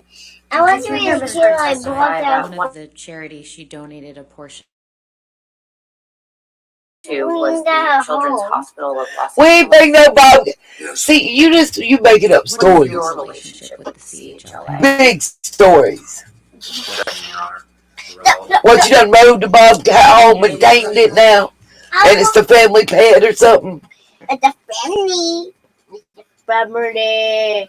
The family.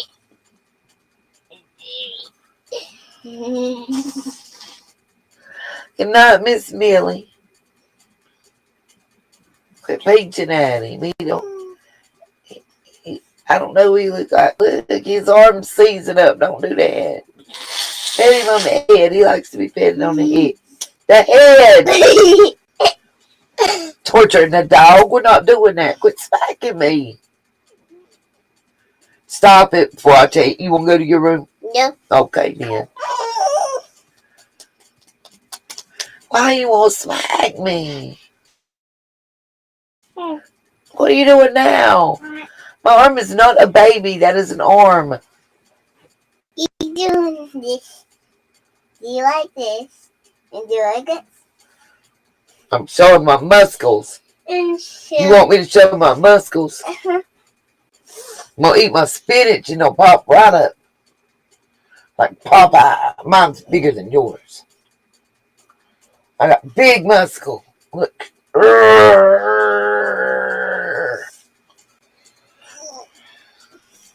Oh boy, he's got two and the chest popped out. Okay, stop. You're going to scare the dog. Don't make me tickle you, bro. Don't try me. Do not try me. I'll get that neck. I'll get the neck. I'll get the neck. I'll get the neck. I'll get the neck. I'll give you the claw. You want the claw? Uh-huh.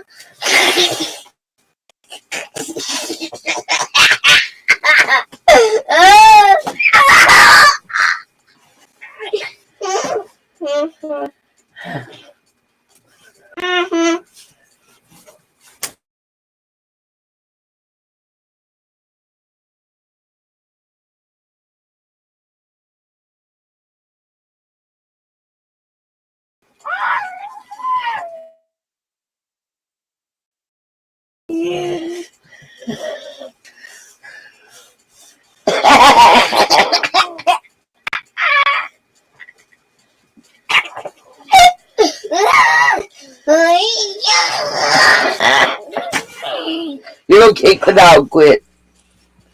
My show's about to be back on. We're watching. Quit. Leave the dog up. Sit up. Sit. And let's listen. Nope, stop. I'm watching the show, bro. But I'll be back. Put your headphones back on and pretend like you don't hear me. 20 years I do. or so. Poor Snee. Poor little thing. Well, since sometimes there are Make-A-Wish kids who are in the hospital there. And Objection! Objection, Your Honor. You're not supposed to poke the witness with your fingers.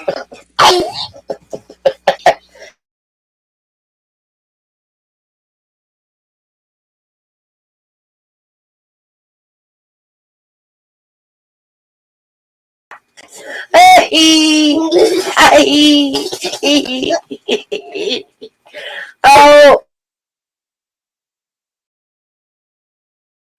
I give up. You win. You beat me. You beat me. You beat me. You're faster and better. Now that. Quit. You're punching me now. It hurts. Oh. Time out. What? Put the headphones on and pretend like you were watching these shows. You was looking? You was looking? No, I said to quit.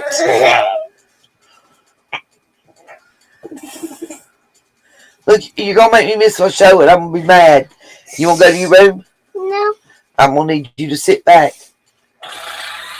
Don't be taking pictures of your face now because you look like Amber Heard. Mr. Depp, I'd like to You gave me the take you chocolate. back to... Gosh, you act like I work here. The week of May 21st. I don't work here.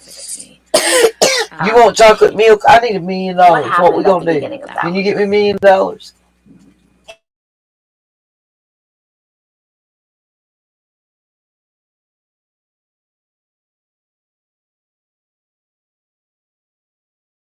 Money. Isn't that money? Oh, it's money. How you gonna go get me $1 million of it? Oh, you get it more. How you gonna get it? Where you going to get it at? In the store. Be what? May 20th. In the store. May 20th. They're not gonna give you no $1 million, bro. Why do you think you could go in the store and they're gonna give you money? Do you work there? No, I do. Well, then you're SOL. Will you stop with the headphones? You're gonna tear them up. Thank you. Cancer. Numerous times. I want $1 million. She fought. I'm gonna need you to quit. I don't even know what $1, but you want my chocolate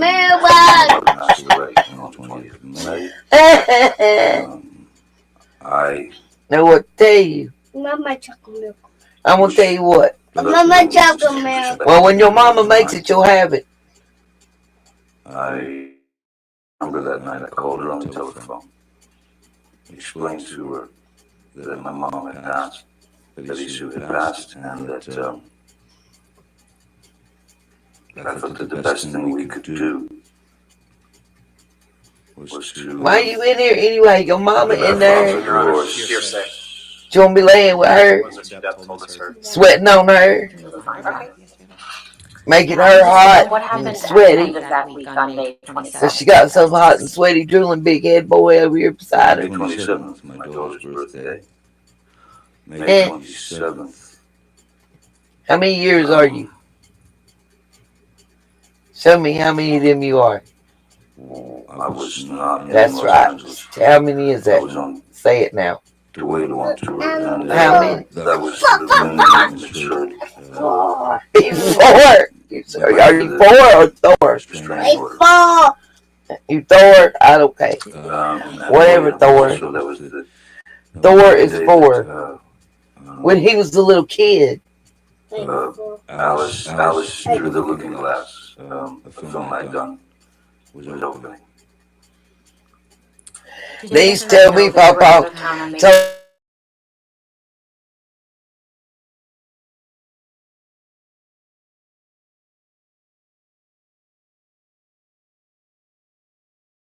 That was well established. How long were you going to be out of town on that tour?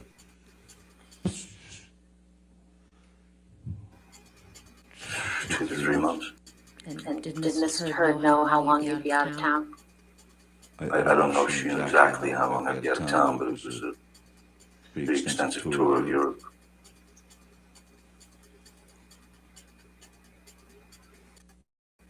How did Mr. Heard's actions on May 27th, 2016 affect you? Changed everything. Objection, Your Honor. Oh, we didn't change everything? Oh, wow. Sir, if you could wait till the objection. Yes, I'm sorry. Tourette's. Man, he said Tourette's, y'all.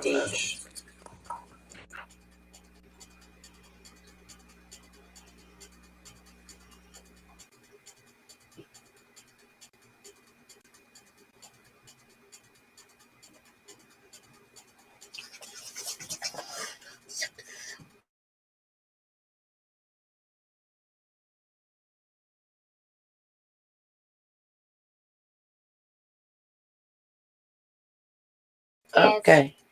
Yeah, it's mine. Honey. Honey. Your mama. You honey. Your mama. You honey. Mama. You honey. Mama. You honey. Mama. You honey. Mama. You honey. Mama, mama. You honey. Mama, mama, mama, mama. Mama. Mama. Your mama. Your mama. Your mama, your mama, your mama. Your mama. Your honey, your honey. Your mama. Your honey. Your mama. Your honey. Your mama. Your honey. Your honey. I don't got a honey. Your honey. Your honey. I don't got your a honey. I don't got a honey. Your honey. Your mama. Honey. Your mama, your mama, your mama. Your honey. Your mama to infinity and beyond. Like Buzz? Yeah. Like Buzz Wire? Yeah. To infinity and beyond. Hey! Don't do it. We need to find. You'll get the kung fu on you.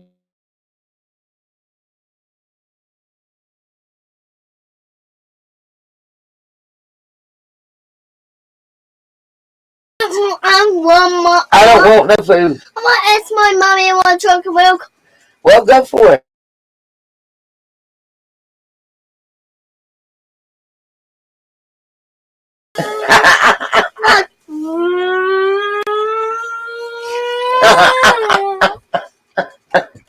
You riding the motorcycle? Mm-hmm. Lord. I love you. Good night. Shut the door. You come back. I didn't say lock it. I said shut it. Two different things. Thank you, Elroy. Y'all. Bruh.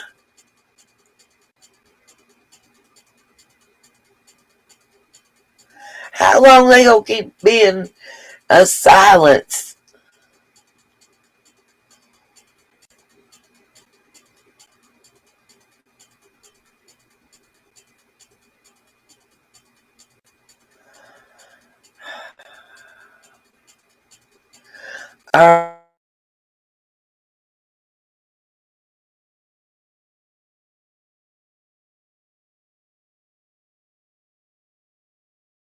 Advantage of it while I can.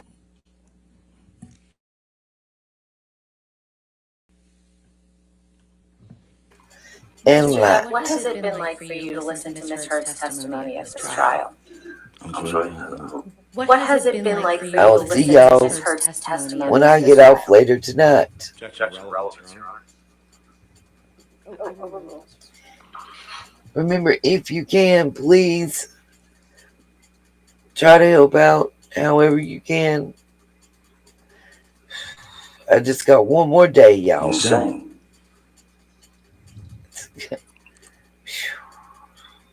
It's been a long time coming. It's insane. Right, it is insane, Johnny. You're correct. Heinous accusations of violence, sexual violence, that she's attributed to me, that she's accused me of.